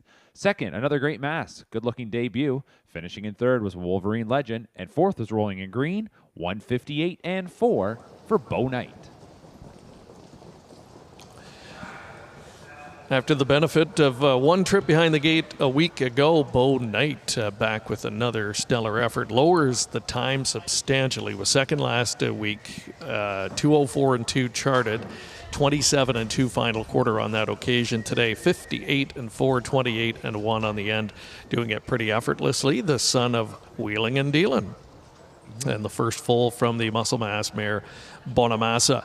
Another great mass. Nice sharp rally to pick up a second in here. This one, a full sibling to a $900,000 winner in Loved by the Masses. Owned and bred by Wade Piccone of Prince Edward Island. And we'll see if this one can follow in the footsteps of the older brother. And Wolverine Legend, talk about a great pedigree here. This one, a Green Man Alishi, sibling to the likes of Bright Eyes M, Millionaire, Righteous Resolve, and Almost Millionaire, Duly Resolved. Some trotters that have bright futures, I think, on display there in qualifier number 6. So we are just about at the midway point of this 13 race session here this morning as the boys take center stage. Jeff, been pretty impressive to watch the youngsters to this point. Absolutely. It's been a very good morning. And, like you said, the weather isn't maybe as nice as yesterday, but they're still coming out and performing pretty well. It's cool to see the horses that we watched a week ago. Either some that maybe didn't perform well, made miscues, but some that just were kind of raced conservatively, and then see them take that big step up today. Mm-hmm. Yeah, absolutely. And I was looking at some maybe even the other way. Some of these horses who do have lines, and like Bo Knight here, was beat by a couple and rolling in the green, and trying to figure out what they did this week. Also seeing who maybe went backwards a little bit, if I'm honest. But I don't mean to take anything away from all the positive. There have been a lot of positives, but looking at how everybody's doing. Yeah, a lot of ups and downs for sure, and this is just the first step for the career of these youngsters.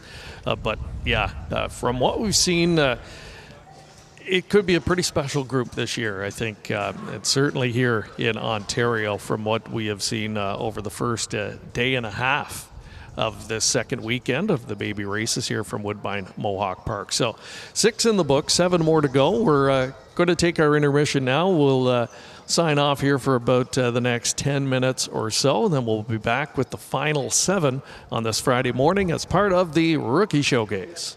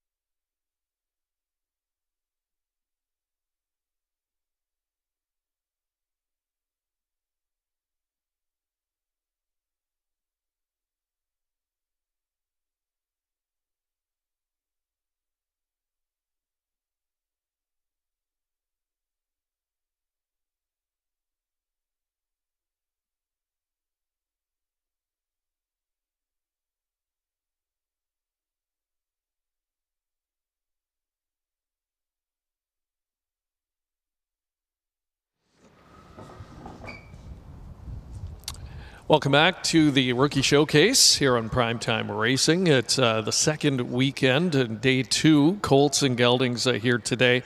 6 completed. We've got 7 more to go, so we're not even at the halfway point here today. Again, we want to thank our... let me turn the volume down on that. We want to thank our sponsors today for making the show possible, as we mentioned. Want to welcome everybody tuning in today as well, and Jeff Hunt for... pinch hitting today and co-hosting, so great job, Jeff, and really appreciate you joining us and offering your insights here today. And I know it's fun for you to get out and watch these as well. And some of the horses you said you're familiar with based on where you're stabled. You're right beside Dr. Ian Moore, and he's had another good day at the office so far. We're going to see more of his offspring coming up later. 3 wins in total yesterday. I should say 2 that he drove himself. And then he's already had an impressive Poppy Rob Hanover Colt winning today. He's Trainer of the Year in 2023 for a reason. Yeah, absolutely. And we could say he deserves a few more of those awards. We certainly can have that debate. Again, I do enjoy watching the Ian Moore trainees. He comes to Shamrock, for most of the summers. Sometimes he escapes over to Classy Lane to train them, so I don't necessarily get to see them train all the time. But I do support him, and you know what? He is our ace pitcher on the Horseman Slow Pitch team midweek.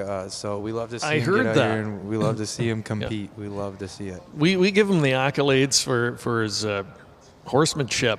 But it's really on the ball field that they say he truly excels. Yeah, and I don't know. He's the same as all of us out here. If you say we're competing at something, he's out there to win. He'll send out 8 in total today. Again, we've already seen a real impressive winner earlier today. His name is Dad, and I think appropriate as well. Father's Day weekend, of course, and. And today being July the 13th, I don't know how many superstitious folks we have here today, but 13 qualifiers appropriately here today. So 7 more left to go. I want to welcome those tuning in today. I'm just on one of the feeds, the HRU Facebook channel, and we've got Jack Warner tuning in there. Kay Belsfield's watching in from Pennsylvania. Good morning to Kay. Gary Billington tuning in from England, and great to have him on board. J.D. Varnell as well. Yeah, Patricia Martin from Sherlock, Michigan. Tuning into the coverage today. It's wonderful to have everybody on board on our different platforms here this morning. YouTube comments there? That is on our Facebook page, our Harness Racing Update Facebook page. We're on several different platforms, a couple of the YouTube channels as well. Standardbred Canada streaming this morning. So wherever you are watching, it's great to have you. And it's been a lot of fun so far, and we've got a field of 7 coming up here as we're back on the pace to kick off the back half of the program. And a mix of pedigrees in here. We talked about Ian. He's got a Bulldog Hanover Colt in here named Odds On Bullfrog. This one owned and bred by Odds On Racing of Florida. Sibling to just one called Odds On Wildfire. Just 9 starts into that one's career, but already a 5-time winner with a mark of 151. And this is the second foal now for the mare, son of Bulldog Hanover. And we've seen a few of the Bulldogs. They're looking pretty good so far. And again, a couple of winners here recently on the filly side of things. And we'll see one in here. And then some of the old familiar faces of the Ontario program well represented, including Big Jim, as he's got Corona Sealster post 3. Big Jim's still kicking around. And yeah, I think you alluded to it on yesterday's shows, but the Bulldog Hanovers, they did look really, really good at the sale this fall. And all of the ones I've seen come out here on the track so far have kept that look up, that's for sure. Yeah, we've got 2 in this particular field. Run to the Hills, the other one, this one a homebred of Joe Tonelli of Alberta. And Bob McClure was scheduled to do the driving on that one. D.A. Bodacious is a London sale graduate, one of those 6-figure babies that we touched on at the beginning of the show. A cattle wash brother to a good one called Rise and Shine Seaside. Now, he's been racing south of the border. He's got a 48-3 mark, almost $400,000 earned. And D.A. Bodacious was one that I remember going through the sales ring last fall, and he was a looker. And Bill Donovan of Florida ended up, he was in town and purchased that one. Yeah. And I see Dan Legacy's busy out here today. He's got a mitt full of horses. I was talking to Brooke there on the break, and she's excited about a couple out of that barn. Sports Writer represented in here as well with the post-4 starter Sport of Kings. Courtly Choice, he's got a son here called Court's Choice, post-7 for that one. Full field of 7 here. Once again, Mark McKelvey with the call. All right, here we go. The 7th qualifier today, a field of 7. Number 1, Never Leave Harlan, is a cattle wash colt. Greg McNair trains. Doug McNair will drive a $50,000 Lexian Select purchase. 2, Run to the Hills. Here's a Bulldog Hanover, trained by Gabby Sasso, Bob McClure driving. This one purchased from the Lexian Select sale for $80,000 US. 3 is Corona Sealster, gelded son of Big Jim. Victor Putty trains. It'll be Tyler Borth driving. $55,000 London Classic buy. 4 is Sport of Kings, a Sports Writer colt trained by Scott McEnany. Trevor Henry in the bike. This one coming out of the Harrisburg sale for $7,000 US. 5 is D.A. Bodacious, cattle wash colt.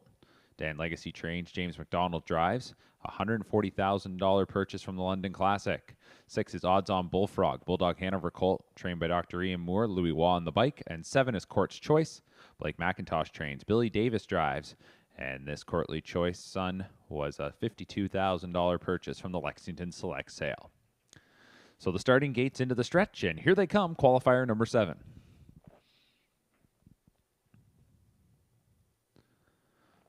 And they're off and pacing at the inside. Never Leave Harlan is going to just leave out of there nicely from the rail. We had a breaker there. Off stride briefly went the 3 Corona Sealster. From the outside, Court's Choice pointed to the front. Meanwhile, Odds On Bullfrogs to the outside third.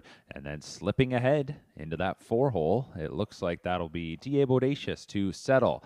That one's able to land in front of Sport of Kings. Then we will go back to Run to the Hills. Last is Corona Sealster. And making it to the lead here before the opening quarter, Odds On Bullfrog wasn't just going to take a seat. Instead gets up to the front and took him past that opening panel in 31-2.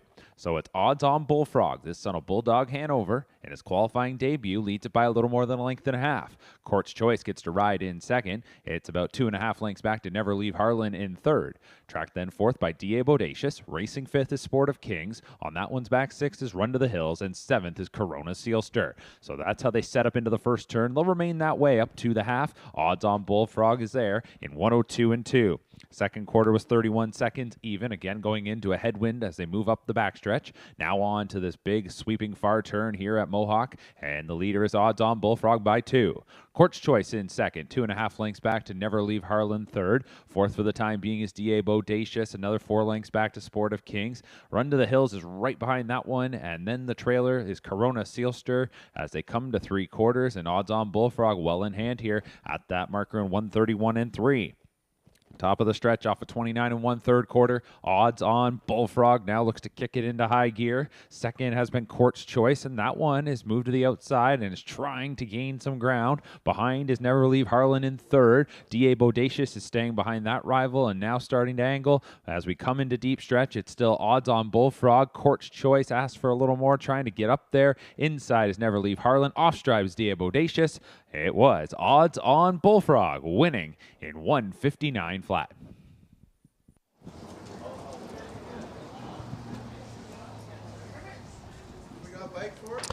Odds On Bullfrog giving Bulldog Hanover his first colt winner here at Woodbine Mohawk Park in the baby races. And this one, homebred of Odds On Racing, was put on the front early and takes it all the way. Last quarter, 27 2/5 seconds, and needed to go there to hold off a couple of rivals who were finishing right up with him. Never Leave Harlan, son of Cattle Wash. Looks like he got up for second, I believe. Court's On Choice was right there. No, Court's On Choice held on for second. My apologies. And then Never leave Harlan right there in finishing third. Top three, not too far off each other. Break and stride for D.A. Bodacious. That one looked to be in contention, and then one asked for a bit of speed late, jumped it off, so we'll see that one back in action here this morning. But odds on Bullfrog getting it done here in qualifier number 7. And it was Louis-Philippe Bois in the driver's seat for the win. And like you said, Bulldog hand over here, and Mark McKelvey up there. I hope he can hear me. He was reminding me last night that this first crop of Bulldogs here was kind of after his 3-year-old year before he had set the world record, right? So sort of what Mark was saying, maybe a little test crop. Maybe not the highest quality mares as he was going to get the following year.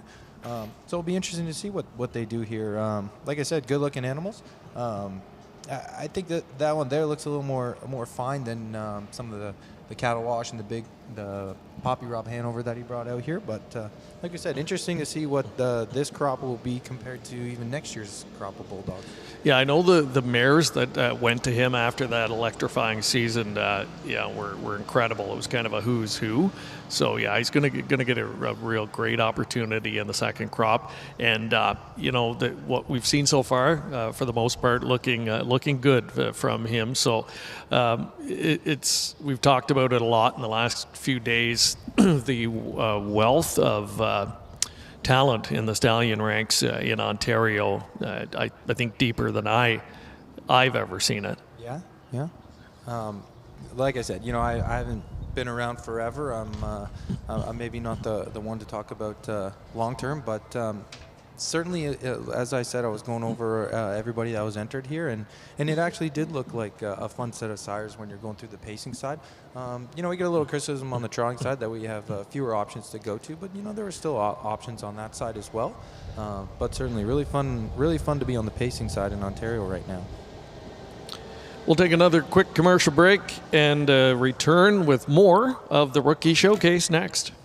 Preferred Equine Online has proven time and time again to be the industry's online provider, selling the highest priced horses in all categories online, including racehorses, broodmares, yearlings, weanlings, and stallion shares. Full service, trusted and transparent. Contact Preferred for your online sales needs at www.preferredequineonline.com or call 914-773-7777.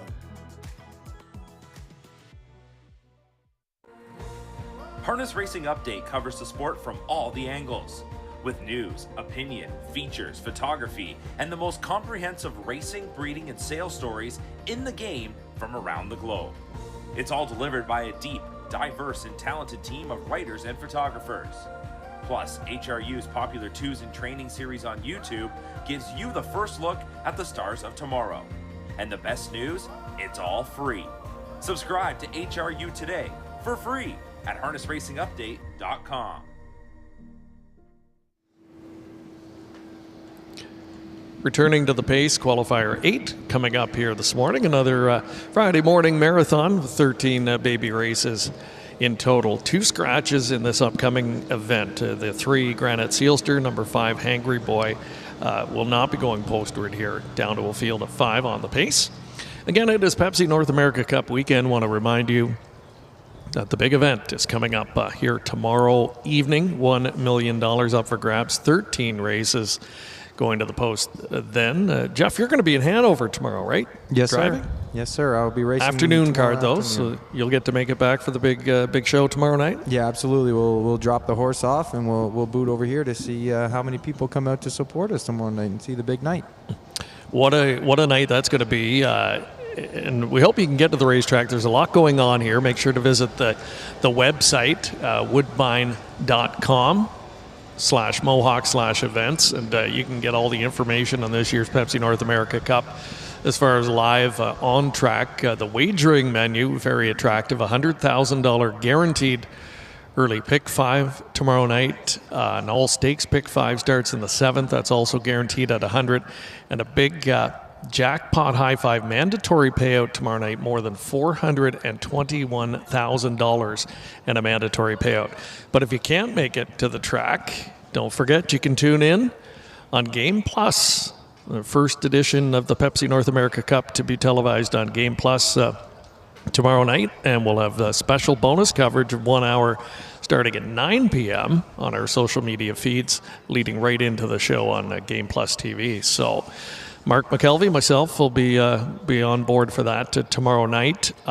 Many ways you can watch. Jamie McDonald's going to be joining us for the broadcast too. And but again, you want to be here in person if you can. There's a lot of great stuff planned on track here tomorrow evening. It's the biggest race in Canadian harness racing, the $1 million Pepsi North America Cup. Going to look at some of the starters in here. Field of 5, as we mentioned. And some nice pedigree potential in here. A couple of London Sale graduates. You were asking me earlier, Jeff, about, it must be fun to watch, graduates of the Sale from last year. And yeah, for sure. I mean, there were ones that that you saw go through the sales ring down there, and you're kind of waiting anxiously, and then when the qualifiers come out to see them in action, see which ones are ready immediately. So 2 of them in here. Number 1, Lions First Bulldog for Anthony Beaton, and number 5, Rip the Page. This one for Team McNair, son of sports writer, and another of those great Ontario stallions that's still going strong. Mm-hmm. Yeah, the sports writers, they're funny animals to be around. Sometimes they don't make you feel like they're your favorite horse, but if you can get a good one, they can go. I saw one come off in the last qualifier too. They're good looking animals too. Big bodies. So the starting 8 just moving into position now, down to a field of 5. Qualifier number 8. Back up to Mark. All right, here we go. Qualifier number 8 from downtown Campbellville as we are set for this 8th qualifier. Number 1 is Lions First Bulldog. This is a Bulldog Hanover, trained by Tony Beaton. James McDonald drives, $25,000 London Classic buy. 2, J.M. Mazingan, Cattle Wash Colt. Ryan Stewart trains Trevor Henry in the bike. 3 is Scratch for All the Right Places. Gelded son of Cattle Wash. Kyle Fellows trains. The driver's Louis Waugh. $50,000 Lexington Select buy. 5 is Out. 6 is Rip the Page. Sports writer Colt, trained by Greg McNair. The driver is Doug McNair, a $32,000 London Classic purchase. And 7 is Dancing in the Dark, a Dancing Lou Colt. Jerry Sims trains. Scott Young drives, $25,000 London Classic purchase. A couple of scratches here. The 3 and the 5 brings us down to a field of 5 for the 8th.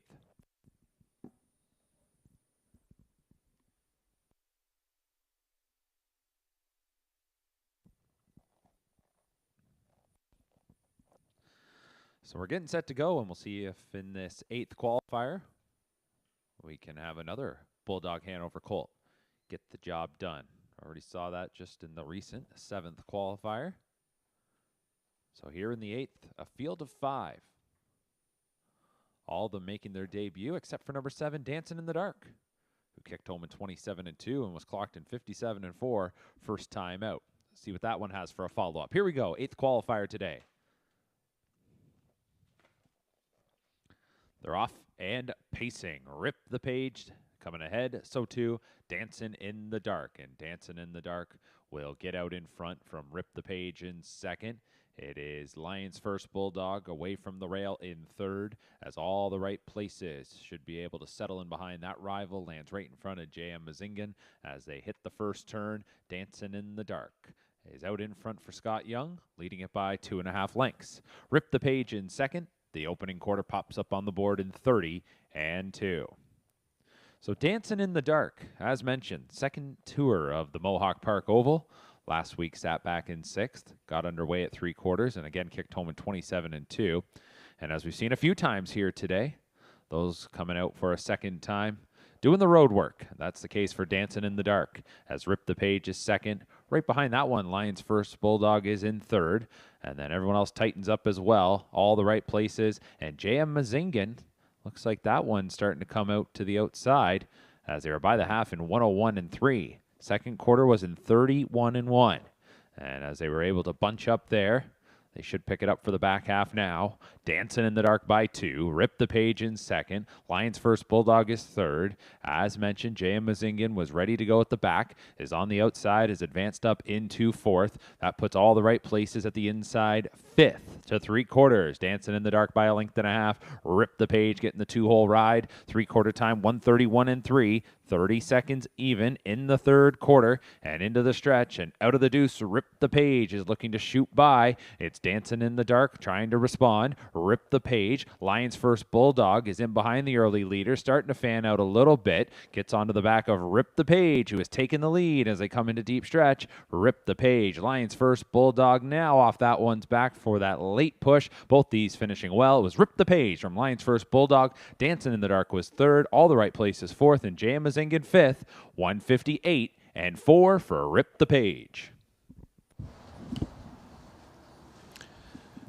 Rip the Page off the pocket trip, getting it done here at First Asking. Sports writer Colt, first full from the Mach 3 mare DG's Fairy Stars, a $32,000 London Classic yearling sale purchase sent out here by Team McNair. Very workmanlike effort, I thought, from this one. The other London Classic graduate, Lions First Bulldog, finishing a lap on second. Nice trip here. He was anxious to get rolling here, and James kept him in on the helmet here. Just tips off cover late. Nice late gains from him as well, kind of doing it the right way. Mm-hmm. Yeah, both of them did a very good job there. You know, Youngie cut it out, and they're going to come around. James, you know, a little bit of a tougher trip on his, so you know, you'd almost say he, you know, you'd look for maybe a little bit better next time out. You know, maybe a little bit easier trip to the wire. Again, home 27-1, if I'm not wrong. Another impressive finish for at least 3 of them there. Yep, Dancing in the Dark did the road work, was right there in the top 3 as well in that quick final half. So 2 solid qualifiers for that son of Dance and Lou for his trainer, Jerry Sims. Gonna look at them coming back here and Rip the Page, getting it done. So a sports writer, yep, still clicking as you said. And, you know, kind of a mid-level purchase price for this guy.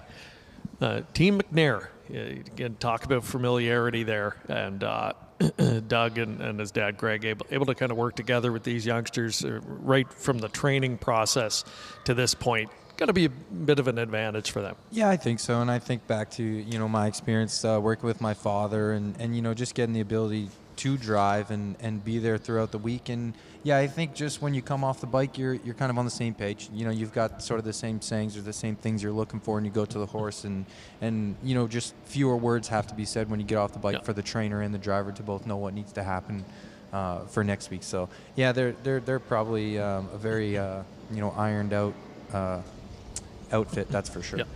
Yeah. Speaking of your dad, Pat, you know, a really accomplished career, as you said. What were some of the philosophies that would have guided him as a top trainer? Yeah, you know, my dad is a pretty even keel guy.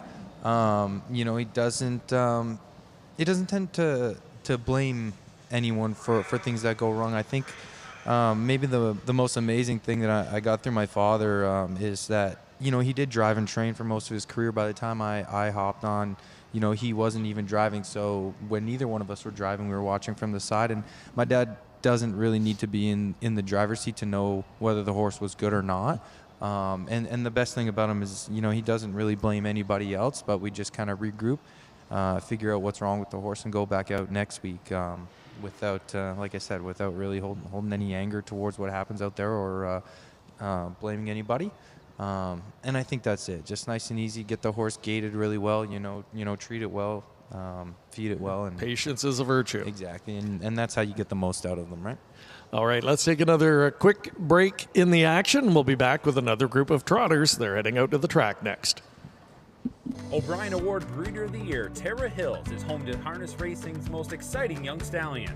Green Manilishi's first crop has taken Ontario and the Grand Circuit by storm. It includes Peaceful Way winner Mona Lishi. World champion Cattle Wash has seen multiple New Jersey Sire Stake winners from his first crop, including final winning filly Reckless Abandon. His 2024 yearlings are eligible to the Ontario Sire Stakes. Don't miss your chance to buy one of their sons or daughters this fall. For more, visit TaraHills.com. The London Classic Yearling Sale, Canada's premier standardbred auction, returns this October to the Western Fair District Agriplex. The nation's leading consigners choose the London Classic, offering hundreds of yearlings by many of the sport's leading sires, all under one roof at one of North America's best venues. Recent sale graduates include Canada's Rookie Pacing Colt of the Year, Stonebridge Wizard, O'Brien Award finalist Paquette, and O'Brien Award-winning double millionaire Logan Park. The London Classic Yearling Sale, where your dollar goes further and where champions are found. Find out more at londonclassic.ca.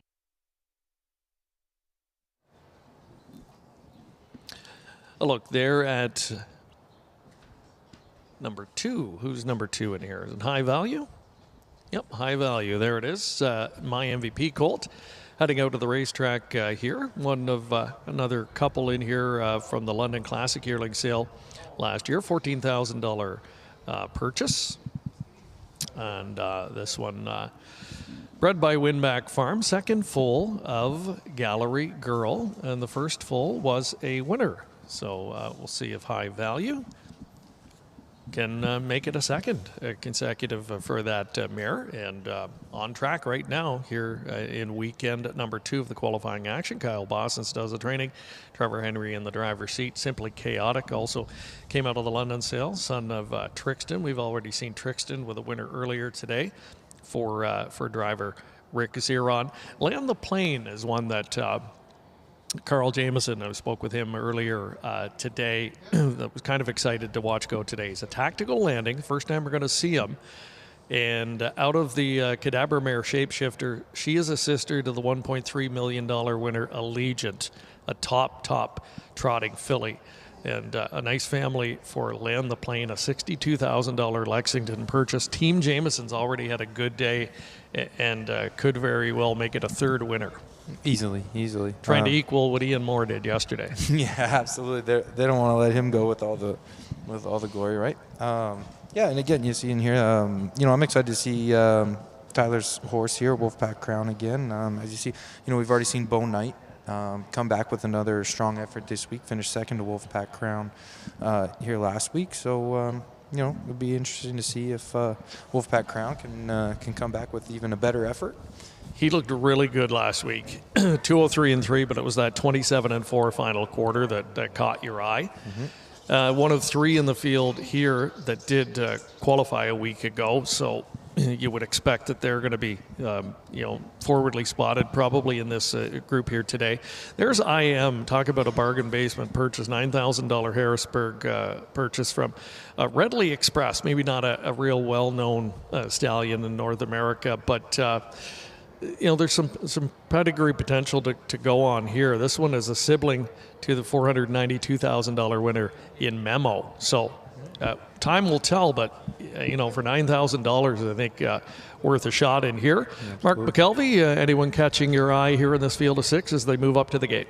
Yeah, just catching some of your final comments there, guys, and I think certainly keep an eye on the one Simply Chaotic, just because of that way that one finished up last week and what was one of the slower races of the morning, but was sitting well back before a good 27-second final quarter. And just a good experience for that one. James McDonald will take over the drive-in this morning, and that's where we'll start with number 1, Simply Chaotic, a Trixton colt. Dominic Ladew trains. This was a $19,000 London Classic yearling sale purchase. 2 is High Value. It's Trevor Henry for Kyle Bossens, a son of My MVP, $14,000 out of the London Classic. 3, Wolfpack Crown, 6-pack colt. Tyler Moore trains. Bob McClure to drive. 4, I Am, Readily Express colt, trained by Herb Holland. Driver is Louis Waugh. And I Am was a Lexington Select by $9,000 US. 5, You Can Dream, a Walner colt. Blake McIntosh trains. Billy Davis to steer. This one comes out of the Lexington Select sale for $30,000 US. And 6 is Land the Plane, tactical landing colt trained by Carl Jameson. Jody Jameson driving, and from the Lexington Select sale for $62,000 US. So it's a field of 6 lined up for qualifier number 9.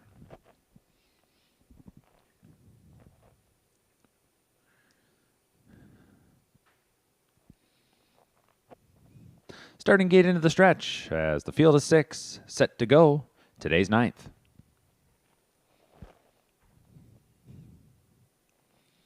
They're off and trotting, and it's a break at the start for number 6, Land the Plane. Down the center of the track, You Can Dream has moved out to the lead. Simply Chaotic from the rail to get away in second, as Wolfpack Crown drops in behind third. High Value is in fourth, then to I Am in fifth, and after that break at the start, Land the Plane back trotting, and will get right in behind the nearest rival as they're single file heading to the opening quarter. The leader is You Can Dream, this son of Wallner, up to the opening quarter by a length and a half on Simply Chaotic. Opening panel was 30-4. So the leader here is You Can Dream from Simply Chaotic in second. Right there third. That is Wolfpack Crown. Fourth is High Value. Making a break, exiting the first turn went I Am. So Land the Plane can step in forward to fifth as they head up the backside now. Second start for You Can Dream of the qualifying variety. Meanwhile, Simply Chaotic is tracking closely there on that one's helmet. 2 lengths or so back to Wolfpack Crown in third. Fourth is High Value. Fifth is Land the Plane. And then well back to I Am, who made the miscue. 1:01.2 was the half-mile time, and the Trotters make their way into the far turn.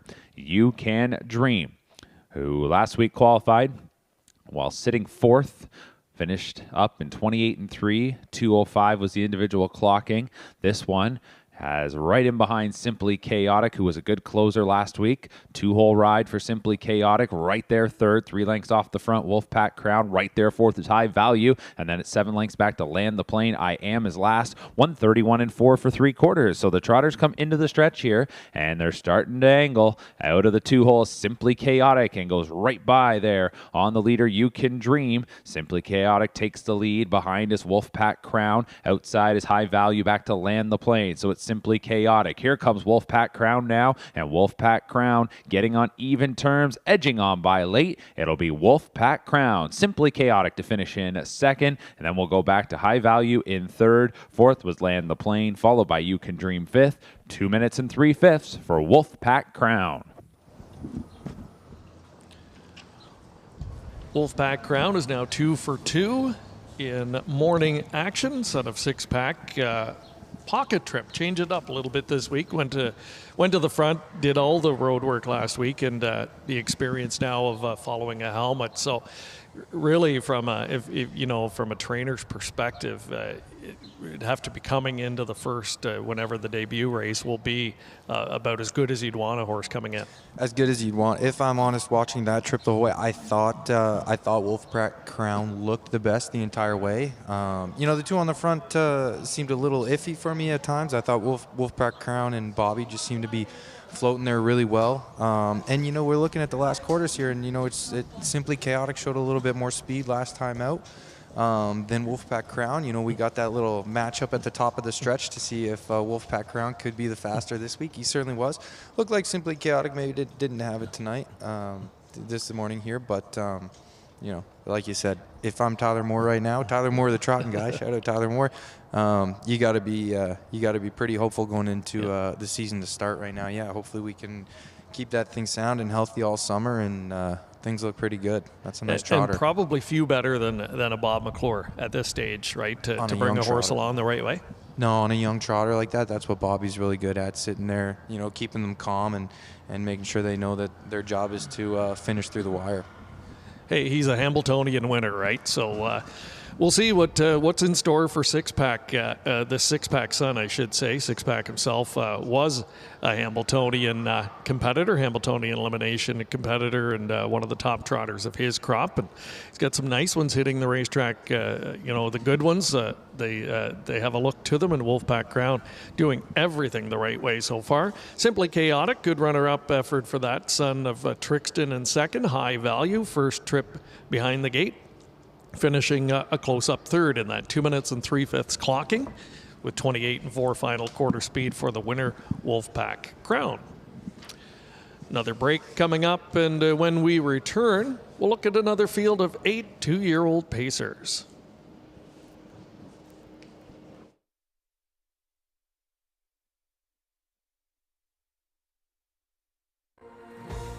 Harness Racing Update covers the sport from all the angles, with news, opinion, features, photography, and the most comprehensive racing, breeding, and sales stories in the game from around the globe. It's all delivered by a deep, diverse, and talented team of writers and photographers. Plus, HRU's popular Twos and Training series on YouTube gives you the first look at the stars of tomorrow. And the best news? It's all free. Subscribe to HRU today for free at harnessracingupdate.com. All sports dynasties share one thing. Home run! Another world championship! They dominate. Hanover Shoe Farms, the most successful breeder of Hambletonian champions, producing an impressive total of 11 winners, has dominated the race. Purchase Hanover yearlings at Harrisburg. Hanover Shoe Farms, a standard bred dynasty. It doesn't get any better than that! Wow!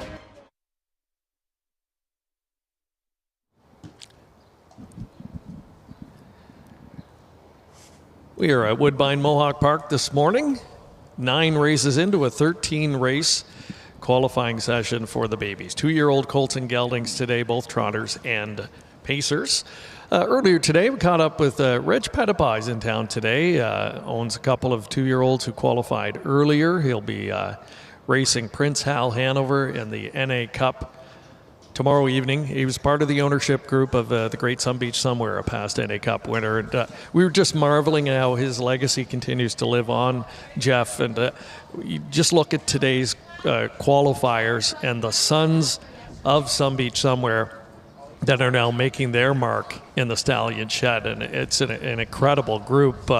We've got, 5 of them listed on screen there, including former NA Cup winner Captain Treacherous, Cattle Wash, who's making some noise, Huntsville, Poppy Rob Hanover had a very impressive winner earlier, Stay Hungry, and even a grandson in NA Cup winner, Captain Crunch, represented today. Yeah, it's remarkable. And what's that saying, they don't appreciate you till you're gone or something? And, I mean, we appreciated this guy early on in his career, after his career in the breeding shed, and we're appreciating him now after he's gone as well. I mean, just a remarkable animal, and it's unfortunate that we lost him when he did. He was really going to take Ontario to higher places. Yeah, when you think all-time greats in the sport, if he's not there, he's one in that conversation is top 2 or 3. Mm-hmm. It's always a matter of opinion, but what he did on the racetrack, but then in that 10-year window or so that he had as a stallion before unfortunately his early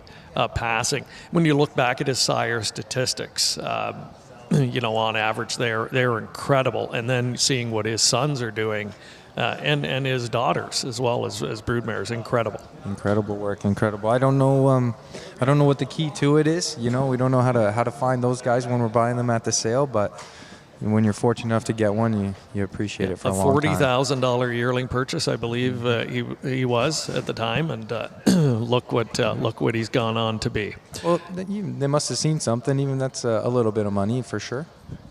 So here we are, qualifier number 10, and a couple of the sons of the Great Sun Beach are represented here, including Captain Treacherous. He's been really one of the sport's dominant pacing sires now for a number of years, right up at the top in most categories each and every year. Cattle Wash has said kind of the new face here in Ontario that people are excited about, and he's well represented in this particular group as well. Look at some of the horses that we'll see in here. Jasper Hill from the Tony Beaton stable. He's had a nice group out here this morning. I think 10 altogether from his stable.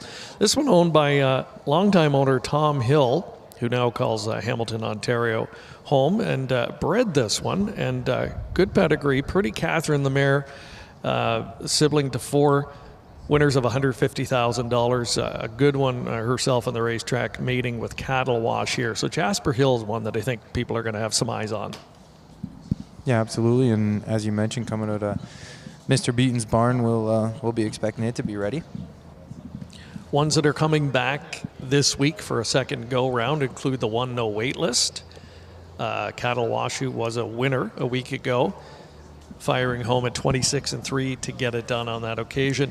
Lunar Sport, who was a runner-up a week ago, paced his own mile in 58-2 and was just beaten, paced in 26-4 home on that occasion. A son of sports writer, he's in action again. We've got Mountain Dancer, the 4, Cattle Wash, who was 4th last week in his first try. And Twin Bee Cabo, another Cattle Wash, post 6 for this Paul Cameron trainee. He was second last week, but check out his final quarter, his individual final quarter a week ago, 26 seconds on the nose. Was the wind? The wind must have been on the opposite side of the track last week, huh? It wasn't. I wouldn't say it was like pushing them or anything like that, but there wasn't the headwind that we have in the backstretch here today. So this is an intriguing group. If you're going to look at a race today at the beginning of the day and say which is one of the ones we're most looking forward to seeing, Mark McKelvey, it might just be this one. Good-looking group lining up. Absolutely. As we've got the horses moving into their positions here. Prior today. One is No Waitlist, a cattle wash colt. Tyler Moore trains, Louis Waugh drives. $41,000 buy from the London Classic. 2 is Lunar Sport, sports writer colt. Blake McIntosh, the trainer. Billy Davis will drive. This was a $13,000 London Classic grad. 3 is Jasper Hill, cattle wash colt. Tony Beaton trains. Doug McNair drives. 4 is Mountain Dancer. Rod Boyd, the trainer. Tyler Bortham, the sulky, a son of cattle wash. 5, Gobi Hanover. Captain Treacherous colt. Desiree Jones trains. Driver's going to be Gino Toscani. This was a $27,000 U.S. purchase from Harrisburg. 6 is Twin Beak Cabo. Gelded son of cattle wash. Paul Cameron trains. Jody Jameson driving. This one from Harrisburg for $22,000 U.S. 7 is Bojangles, another cattle wash colt. Dr. Ian Moore trains and drives. This one from Harrisburg for $65,000 U.S. And 8 is Sweet Lovin' Lou, a Sweet Lou colt trained by Dan Legacy. And the driver is James McDonald. This one comes out of Harrisburg for $70,000 U.S.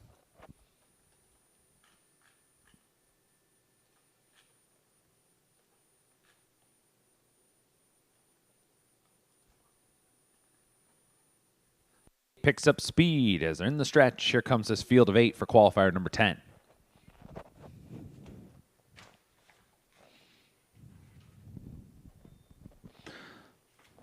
And they're off and pacing, and from the inside, No Waitlist. Shooting forward, coming away from post 6, Twin B Cabo, quickly driving on up, and that one will rush right into the 2-hole in front of Lunar Sport 3rd. Inside is Mountain Dancer 4th. Gobi Hanover's at that one's outside, dropping back 5th now into 6th as Jasper Hill shoots ahead of position. Then we go to Bojangles, and last is Sweet Lovin' Lou.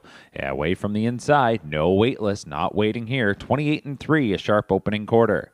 So it is No Waitlist, the leader. 2nd is Twin B Cabo. In 3rd is Lunar Sport. Going back to Mountain Dancer in 4th. 5th is Jasper Hill. 6th then is Bojangles. 7th is Sweet Lovin' Lou. And ultimately, Gobi Hanover drops to the back and races in 8th. A 2-length leader up front here is No Waitlist. A good-looking winner in the debut last week. And this son of cattle wash is clear by 2. 2nd is Twin B Cabo. Then in 3rd is Lunar Sport. 4th is Mountain Dancer as they were by the half in 58-3. 30 seconds flat in the second quarter. So the cattle wash colts are 1-2 onto the far turn. No Waitlist, Twin B Cabo. 3rd then is Lunar Sport. 5 lengths going back to Mountain Dancer in 4th. 5th into the far turn is Jasper Hill. Here comes Bojangles underway as that one moves to the outside and is quickly advancing. Then coming up is Sweet Lovin' Lou, and last is Gobi Hanover.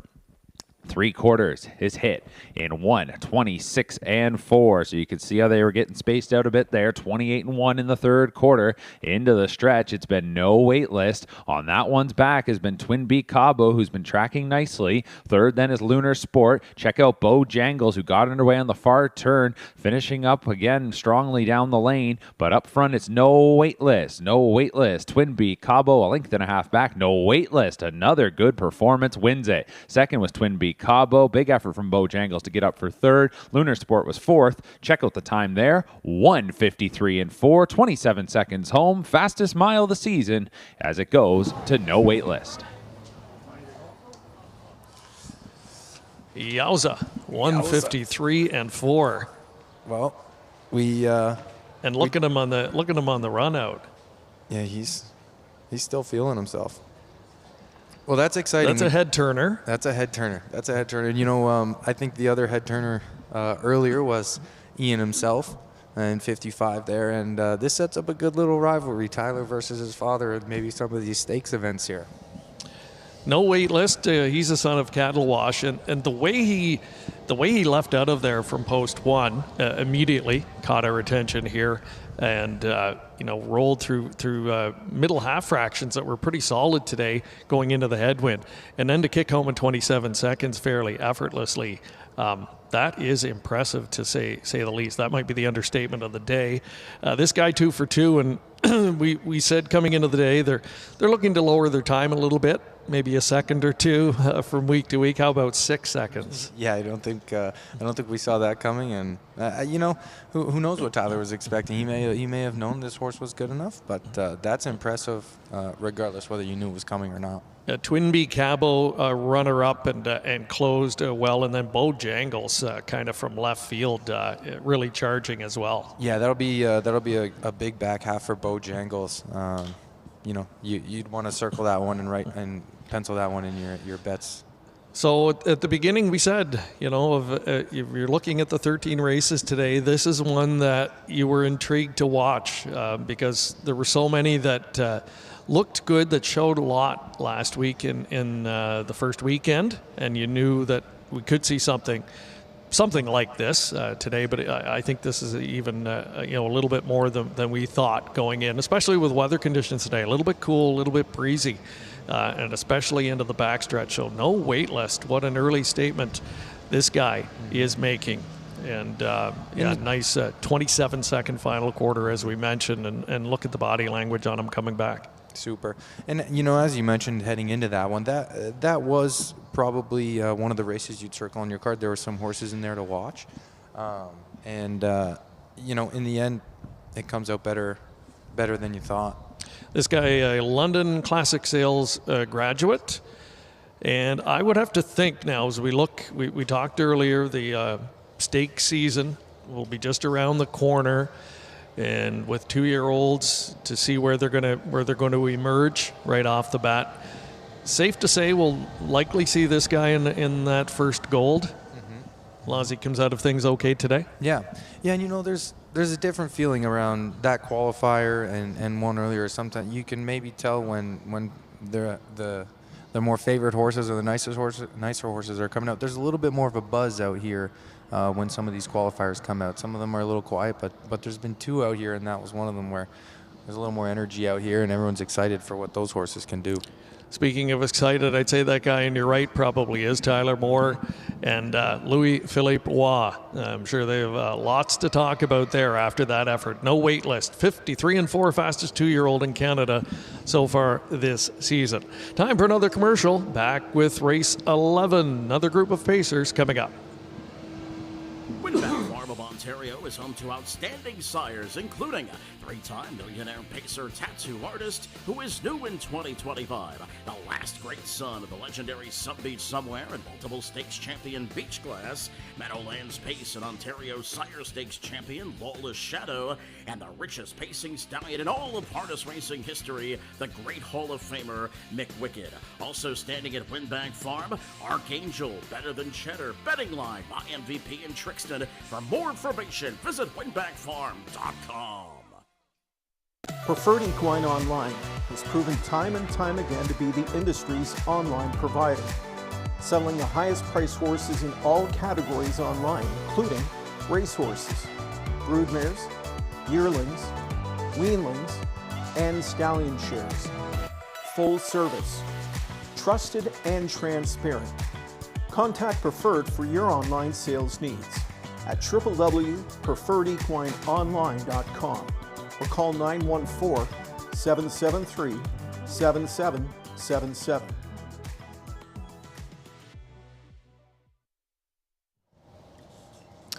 Three more races left to go this morning as we return. We are back on the pace for qualifier number 11, field of 7.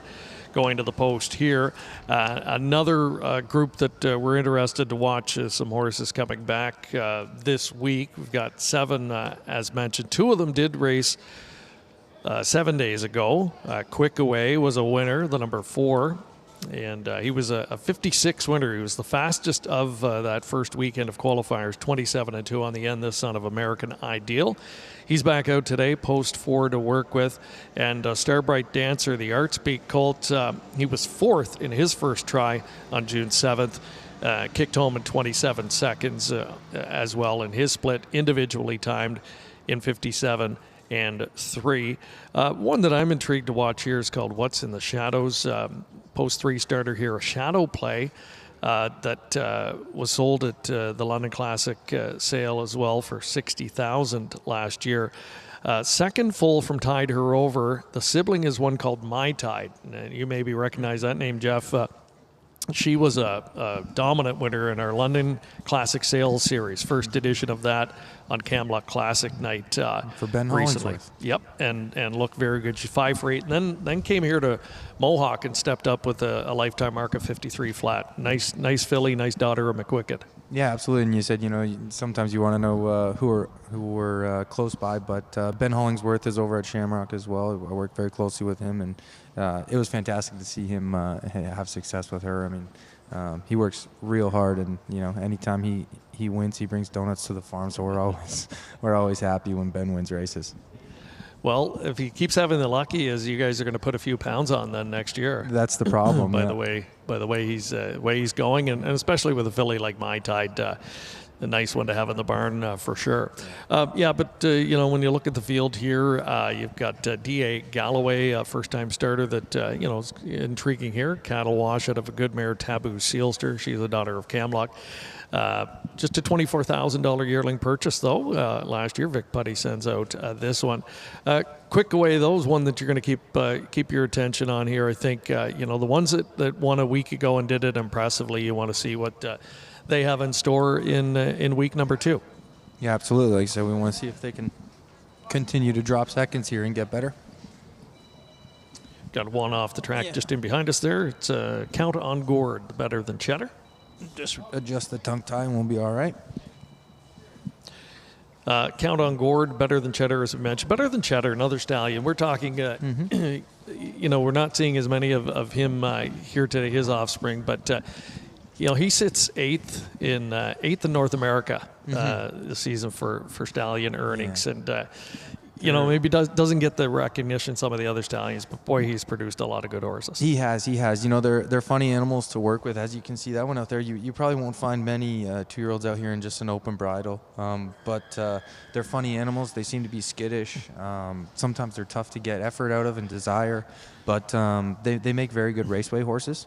A little tricky, a little frustrating, but very good-looking animals, and they tend to do all right out on the track here. Yeah, and one thing we've noticed today, Jeff, we've seen a lot of horses out on the track. There are very few that you wouldn't say are not a good-looking individual. No, yeah, I haven't seen one. That's what you really notice. The breed has evolved so amazingly. They're lining up. Qualifier number 11. Field of 7, back up to Mark with the call. Thank you very much, Greg. The horses lining up, the 11th qualifier. Field of 7, as mentioned. 1 is Starbright Dancer. Son of Art Speak, Tyler Borth driving for Rod Boyd. 2 is Shadow Cove, a gelded son of Shadow Play. Dr. Ian Moore, the trainer driver. This one coming out of the Harrisburg sale for $40,000 US. 3, What's in the Shadows, a Shadow Play colt, also trained by Doc Moore. Tyler Moore will drive. This one, a $60,000 yearling from the London Classic. 4, Quick Away, American Ideal colt, trained by Blake McIntosh. James McDonald drives. Or you can change that to Trevor Henry will drive. This one, a $30,000 Lexington Select purchase. 5 is Ricky Rocket, Captain Treacherous colt. Desiree Jones trains. Gino Toscani drives. This Captain Treacherous, purchased for $15,000 US at Harrisburg. 6 is going to be Count on Gourd, gelded son of Better Than Cheddar. Chris Matthews trains. The driver is Doug McNair, and 7 is D.A. Galloway, Cattle Wash colt, trained by Victor Putty. Billy Davis to drive. This one, a $24,000 yearling out of the London Classic. Set to go. Qualifier number 11. Here they come. They're off and pacing. And we'll watch to the middle as it's Ricky Rocket shooting forward along with Quick Away. And they've got some good early strides as they're speeding out. Getting away in 3rd is going to be Starbright Dancer. 4th then will be D.A. Galloway to the inside Shadow Cove. And then we're going to go back to Count on Gourd, who gets in front of What's in the Shadows as they're heading into the first turn and revved up, ready to go. This is Quick Away. And Quick Away is going to hang up an opening quarter in 27 and 1. So Quick Away certainly took off here on the outside. as they're moving into the backstretch. That is Star Bright Dancer, as that one away from the rail ended up kind of wide there in the first turn, working around on Ricky Rocket, as these three have got, probably a dozen lengths back to the others as we're moving in the second quarter. D.A. Galloway, that one now being looped here by Shadow Cove. Behind that one, Count on Gourd, and last is What's in the Shadows, coming up to the midway point. It's Quick Away there at the half in 56-3, 29-2 in the second quarter after that hot 27-1 opener. It's Quick Away leading it by 2.5. In second is Star Bright Dancer. Third is Ricky Rocket, about 7 lengths going back to Shadow Cove in fourth. Fifth as they go into the far turn is D.A. Galloway. Behind that one then is Count on Gourd, and behind Count on Gourd you're going to find What's in the Shadows as Quick Away has got away and leads it by 5. Coming to 3/4 on Star Bright Dancer. Ricky Rockets to the outside. 3/4 time was 1:26-1. So 29-3. Third quarter into the stretch, and we'll see if Quick Away after that hot opening quarter can finish up strong here in the final split. It's all Quick Away. Ricky Rocket into second. Star Bright Dancer is third. Then we're going back to Shadow Cove as Count on Gourd is looking to get by that rival in deep stretch. It is Quick Away with an eye-catching performance here. Second time out, another winning effort, and Quick Away stops the clock in a time of 1:53-2. Finishing in second was Ricky Rocket. On the outside, Count on Gourd had a good final quarter. Looked to get third from Star Bright Dancer. 1:53-2 for Quick Away. Well, that was short-lived. 53-4, qualifier 10. 53-2 here for Quick Away. He is now the fastest 2-year-old in Canada. And ultra impressive as well, right? Middle half 59 seconds, and then the Jets come on late, 27-1 on the end. And Trevor just keeping his mind on business here, but the big long striding son of American Ideal, 2 for 2 in qualifying action. And I believe the plan is maybe a trip to Yonkers for New York Sire Stakes. If all goes well. Yeah, well, he seems to be ready to go. Again, you might know a little better than me. I haven't followed any of the American qualifiers, but and it's tough to say watching from here. Whether sometimes we say we're always trying to do things properly out here, and when a horse gets away like that, sometimes from the side without being the driver of the train, you wonder if he was controllable or not, or whether that mile 53-2 was under control. It's kind of a different feeling either way, but. If they're having stakes races somewhere, I think he's probably ready to go. Yeah, for sure. You know what? I think what you like to see there, 27-1, so he snapped off the gate, and then pretty rateable in the middle half. 59 seconds for a colt of that caliber. I think doing it pretty easily, and then 27-1, right? Yeah. You'd rather see that. You don't want to see that 29-second quarter on the end of that mile per se, right? That's what when we got to the stretch. That's it. Again, I was trying to figure out whether he was under control or not, and I was kind of hoping he'd come home a little bit better than 29, and absolutely he did. And then, like we said, Blake wasn't going to let Tyler have that speed mark for the day for too long, was he? No, it was short-lived. Really amazing, the speeds that they're going. And I believe that might be the fastest in North America for a 2-year-old at this point in time. Can't say that for 100% certainty, but it's got to be close. It's very close, yeah. And, nice-looking specimen as well. There he is, the son of American Ideal. Again, he'll be a New York Sires competitor, I'm sure. And looks like he might be one of the early favorites going into that program as well. Let's take another commercial break. We've got 2 more left to go on this Friday morning. Trotters coming up next on the Rookie Showcase. The London Classic Yearling Sale, Canada's premier standardbred auction, returns this October to the Western Fair District Agriplex. The nation's leading consigners choose the London Classic, offering hundreds of yearlings by many of the sport's leading sires, all under one roof at one of North America's best venues. Recent sale graduates include Canada's Rookie Pacing Colt of the Year, Stonebridge Wizard, O'Brien Award finalist Paquette, and O'Brien Award winning double millionaire Logan Park. The London Classic Yearling Sale, where your dollar goes further and where champions are found. Find out more at londonclassic.ca. Preferred Equine Online has proven time and time again to be the industry's online provider, selling the highest priced horses in all categories online, including racehorses, broodmares, yearlings, weanlings, and stallion shares. Full service, trusted and transparent. Contact Preferred for your online sales needs at www.preferredequineonline.com or call 914-773-7777.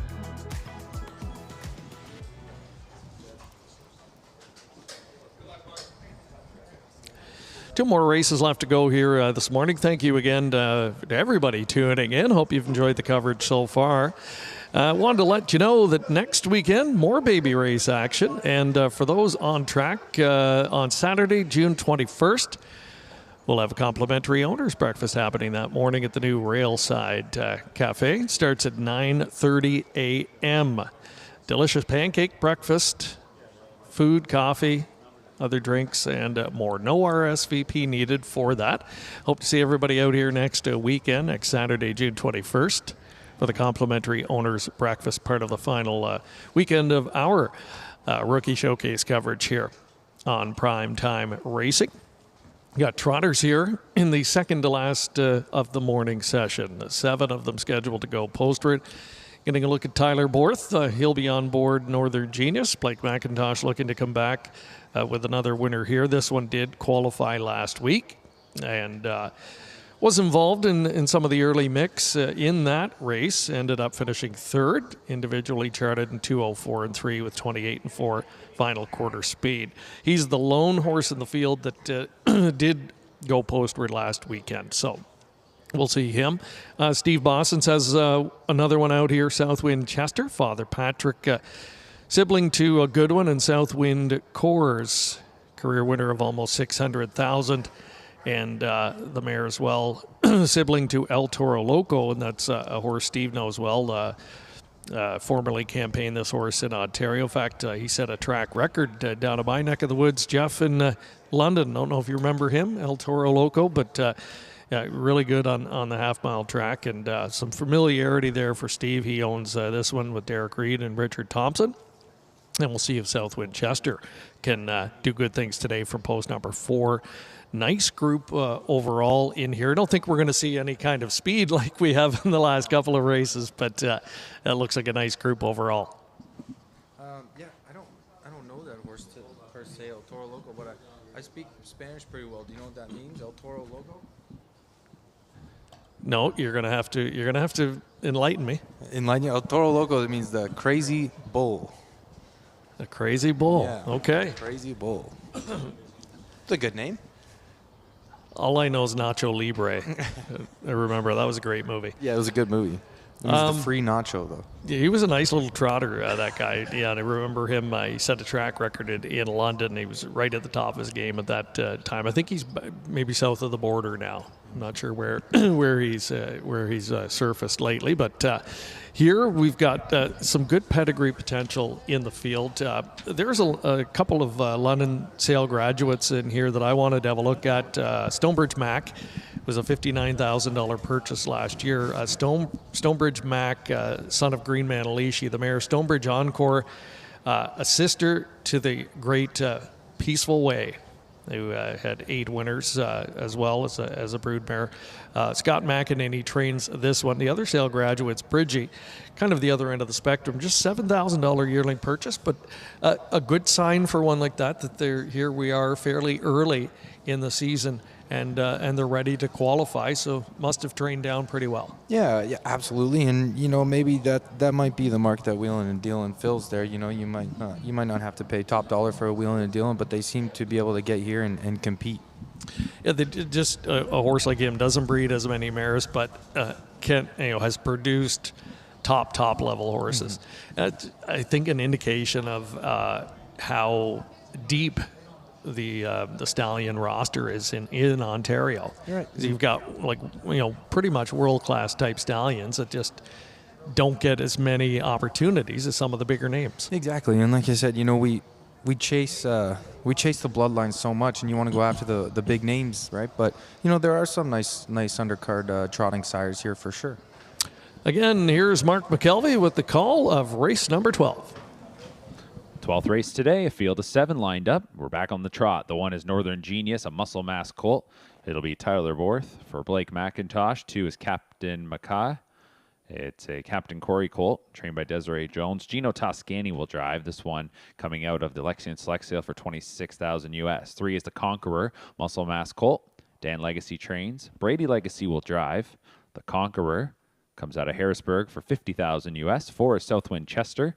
Steve Boston's trains. Bob McClure steering this son of Father Patrick, $35,000 US from Lexington. 5 is Time Will Starstruck, Green Shoe colt, trained by Greg McNair. Doug McNair driving from Harrisburg for $13,000 US. 6 is Bridgie, Wheelin' and Dealin' colt, trained by Courtney Bishop with Jody Jameson. This one a $7,000 London Classic buy. And 7 is Stonebridge Mac. This is a Green Manalishi colt. Scott McEnany trains. Trevor Henry drives. $59,000 from the London Classic.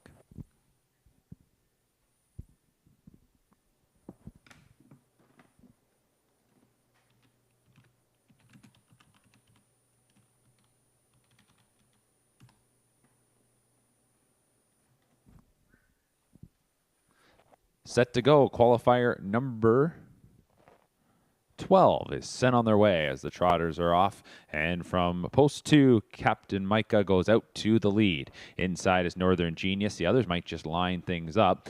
Getting away 3rd is the Conqueror. 4th is Southwind Chester. On the outside is Bridgie, who wants to get ahead of a few rivals. Back down to the rail, Time Will Starstruck, and Stonebridge Mac just took to the back from post 7. Out in front, it's going to be Captain Micah. This Captain Corey colt leads it and heads to the opening quarter, clear by 3. Second is going to be Northern Genius. The opening quarter was 29-4. So it's Captain Micah, the leader. Second is Northern Genius. In third, then, is the Conqueror. Getting into 4th, that was Bridgie. So as mentioned, got ahead of a couple of them and settles there 4th in front of Southwind Chester. A length and a half back of that one in 5th as they start to tighten up here in the second split. Second from last is Time Will Starstruck, and then the trailer is Stonebridge Mac. And as mentioned, you can see them bunching up in mid-pack there. The leader here is Captain Micah. Second is Northern Genius. 2 lengths back to the Conqueror. Bridgie's in 4th. 5th then is Southwind Chester, and at the back, Stonebridge Mac moved to the outside, and just on that one's left is Time Will Starstruck. 102-1 was the half. So they slowed things down significantly there as they were going into that headwind. Now onto the far turn. Captain Micah picks it right back up. Northern Genius is trying to stick with the leader, is 3 lengths away. It's about 7 lengths going back here to Bridgie, who comes up the inside on the Conqueror, who drops back into 4th. Inside 5th is Southwind Chester. Also at the rails, Time Will Starstruck, and Stonebridge Mac is the trailer. 3/4 was 130-4. So a good speed there in the third quarter coming from Captain Micah. Captain Micah leading it. Northern Genius in second. Bridgie is back there in third. 4th is Southwind Chester. It's the Conqueror going back to Time Will Starstruck and Stonebridge Mac. Captain Micah poised to go all the way. Captain Micah in qualifier number 12 as this Captain Corey colt wins his qualifying debut by 4. In second was Northern Genius. Bridgie was third and tight for 4th. 158-3, 27-4 on the end of it there for Captain Micah.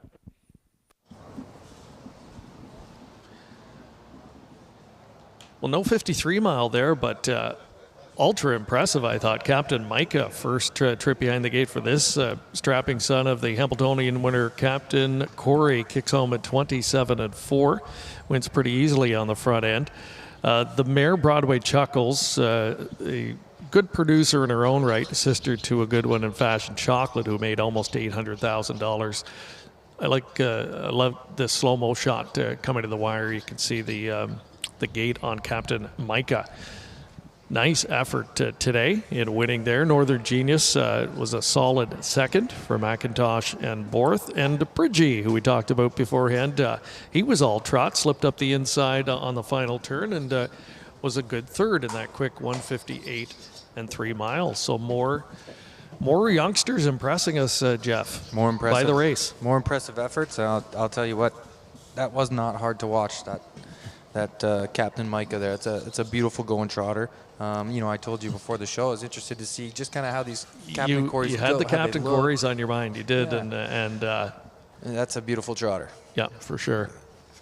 Nice body language again after the race coming back, and Gino Toscani on board this guy. Just a $26,000 purchase last fall. Looks like money well spent. Absolutely. Look at him head down there. 58-3. And James has to get out of here, get on a plane Yeah, to the Meadowlands. And Gino, James McDonald Louis Waugh racing tonight in the Graduate there. I think James has time is on my side, and Louis driving, I think, Calico Jack Hanover. He won the Juravinsky there a few weeks ago. Louis won everything that night. Yeah, so the Graduate tonight, stake season, high swing. That'll be at the Big M tonight, and they'll be back tomorrow night, of course, Pepsi North America Cup night here, and an amazing undercard as well. Again, like you said, just great shots. A couple extra shots from Cujo Entertainment here. This is PrimeTime Racing. That we've had feedback from a lot of people. They love this. Yeah, seeing them come off the track, seeing kind of how they are after the race. Well, and like you said, that tells you something. Yeah, you don't get to see their beauty and their size just from that the camera angle way up top, right? This is really good for anybody who wants to see their horses. I agree. I think the shots in the paddock pre-race and this post-race vantage point as well adds a lot.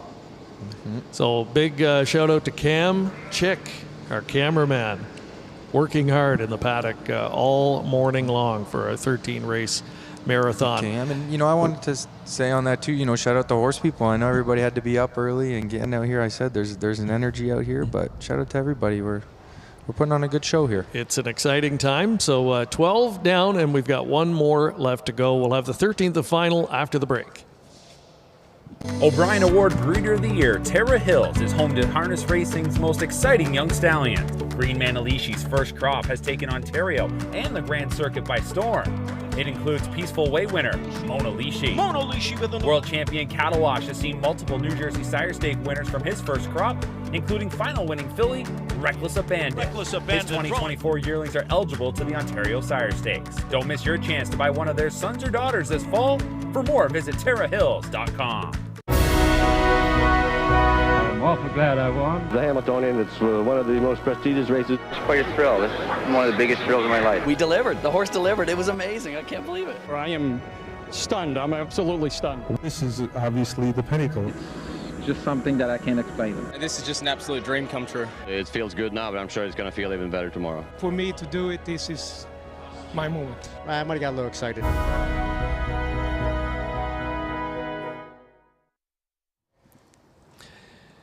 Yes, the Hambletonian celebrating its 100th anniversary this summer. It is going to be a special day, that first Saturday in August. The Hambletonian Society, one of our valued sponsors. Big thank you to all of them for making this coverage possible. A former Hambletonian winner we've mentioned a couple of times today, Captain Corey. He'll have another one out here in the 13th and final. His name is Captain Willie. And got a good young sibling, this one, a horse called Bombay Tom, a regular competitor in the Pennsylvania Sire Stakes with over 100,000 on his card. This guy was one of the four six-figure siblings or six-figure yearlings we talked about earlier in the show. Another one in this field is D.A. Mastermind, post 5, the son of Muscle Mass, and from the great producing mare, Pretty Crafty. The Here Comes Herbie mare has produced 6 winners of 150,000 or more. Among them, Stable Genius, who's taken a fast race record of 151-1 and still going strong. This guy was a $120,000 yearling purchase at the London Classic last fall. Kind of an accomplished group in here. We'll see some more from Green Manalishi in this spot as well. Remember him being in the Hambletonian the year he was part of the Big Three for Marcus Melander that year. He had Green Shoe, Jim Pansy, and Green Manalishi. What a 1-2-3 combination. But that was the year, of course, Forbidden Trade, the Canadian horse. Yeah, got it beat 'em done. all. One of the great Hambletonian memories. And we're looking forward to the 100th anniversary of that. We've said off the top two, maybe some future Hambletonian types that we've seen somewhere along the line here this morning. Yeah, Time will tell. Only time will tell. And, we keep saying it. We believe firmly in our breeding here in Ontario, and this is where we get to show everybody our first steps. Wheeler Sealster's another son of Wheeling and Dealing. He's had a few out today, and they've all performed pretty well. Wheeler Sealster's a sibling to a good one called Wildfire Sealster, who earned close to $800,000 in that one's career. And Sealster Farms retains ownership in this guy. They, of course, the breeder of Wheeler Sealster. And we'll see Sealster with another big consignment this year in London. I think around 35 will be sold from that outstanding operation. They'll have a few selling south of the border as well. They sold 3 last year, I think, in Lexington, including Day One and Scorpion Sealster, Dax Sealster, who qualified, I think, at Gateway earlier this week as well. So an exciting time of year for all of the breeding operations on both sides of the border, and this is a lot of fun. Mark McKelvey, I'm sure you've enjoyed calling the action this morning. Just the start of a big weekend, and we've seen some special performances today.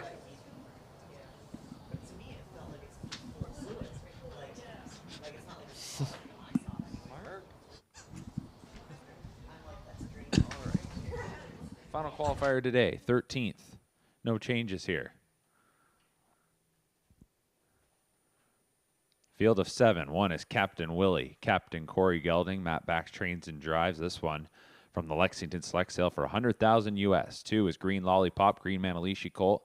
Desiree Jones trains Gino Toscani to steer from Harrisburg for $10,000. 3 is Beach Concert, Green comes out of the Lexington Select Sale, $16,000 US. Chapter 7. Another Macintosh trainee, Billy Davis drives from Lexington for $30,000 US. 5 is trains, Trevor Henry steers, a muscle mass colt sold for $120,000 at the London Classic. Trixton Colt, Jay Harris drives, and 7 is Wheeler Sealster, a Wheelin' and Dealin' colt. Keelan Green trains, Eddie Green drives, $67,000. Here we go. Our final qualifier today, the 13th. To wrap up back-to-back days of our rookie showcase. 25 races in total across the 2 days for the 2-year-olds. We'll move into tonight's racing, where tonight it will be a 10-race card. First race post time 6:35. First 2-year-old race of the season is on the menu, and then, of course, we drive into tomorrow. Pepsi North America Cup Night, Cup 42. 13 races, $2.2 million in purses. It will be a great show. Final qualifier today.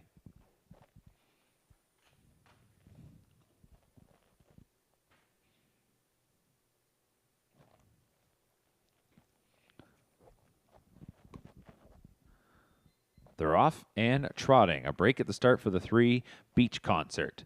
It'll be Green Lollipop who gets out to the early advantage. Looked like it might be Secret Trader off the wings. Instead, that one now moves over to the inside as Captain Willie from the rail gets second. So Secret Trader moves into third. Then we are going back to DA Mastermind fourth. Fifth will be King Trixton, Wheeler Sealster sixth, and off stride. That break at the beginning for number 3, Beach Concert, who will look to catch up. Opening quarter is coming up here. It's on the board in 30 and 3. 30 and 3 opener here, and it is Green Lollipop, a son of Green Manalishi by a length and a half. In second is Captain Willie. Then third, that's going to be Secret Trader. In fourth, DA Mastermind. Fifth is King Trixton, Wheeler Sealster right behind that one, sixth. Well back then to Beach Concert. Not going a whole lot here in this second quarter, as it is Green Lollipop who is showing the way. Everyone else content to follow for the time being. After that 30 and 3 opener, they're going to crawl up to the half. So it's Green Lollipop by a length and a half. They're heading into a headwind, of course, there in that second quarter, as we've seen all morning. And there you have it, the half, 105 flat. So on to the far turn. It continues to be Green Lollipop. 2 lengths in front of Captain Willie. Third is Secret Trader. In fourth is DA Mastermind. A few lengths back to King Trixton, followed by Wheeler Sealster. And last, that is Beach Concert. As we approach 3 quarters, it's a 2-length advantage for Green Lollipop. Picking it up here. Green Lollipop. Captain Willie in second. The Captain Corey right behind. As 3 quarters was hit in 134 and 3. 29 and 3 in the third quarter. And now we're into the stretch. We'll see what they got as they're kicking for home, and it's Green Lollipop. Captain Willie trying to fire a shot. Here on the outside comes DA Mastermind. Inside is Secret Trader. Less than an eighth to go. Green Lollipop trying to close it out between horses. Captain Willie D.A. Mastermind is stepping well on the outside and grabs the lead late. Captain Willie will finish in second as D.A. Mastermind by a head. Captain Willie from Green Lollipop and then to Secret Trader, 2:03 flat.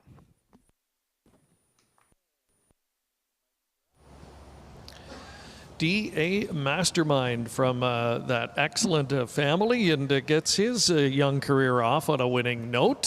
First time behind the gate in qualifying action and victorious today in 2:03. I would probably chart his own back half in around 57 seconds from where he came from. Pretty impressive. Great job. To go by late. Absolutely, yep. I would say we didn't quite go on a bang like some of those pacing miles here, but that was a very impressive effort by Trevor for sure. Another Captain Corey offspring, Captain Willie, getting up for the place spot, and tempo setter Green Lollipop will finish third. And on on 13th and final. The breeding love was kind of spread around today, and maybe Captain Corey was one of the standouts today. Yeah, it's strange to see an American sire like that with a number. He's had a number that we've seen out here over the last couple of weeks, and they're all looking good. They are all trot, that is for sure. Muscle mass, of course, he just keeps on doing what he always does, and this mating with Pretty Crafty has been a very lucrative one. And here's another one that. Certainly going in the right direction early on. Victorious to cap things off today in 2:03. And Jeff, just an impressive day top to bottom. We knew we would see more speed today. We saw even perhaps more than we anticipated.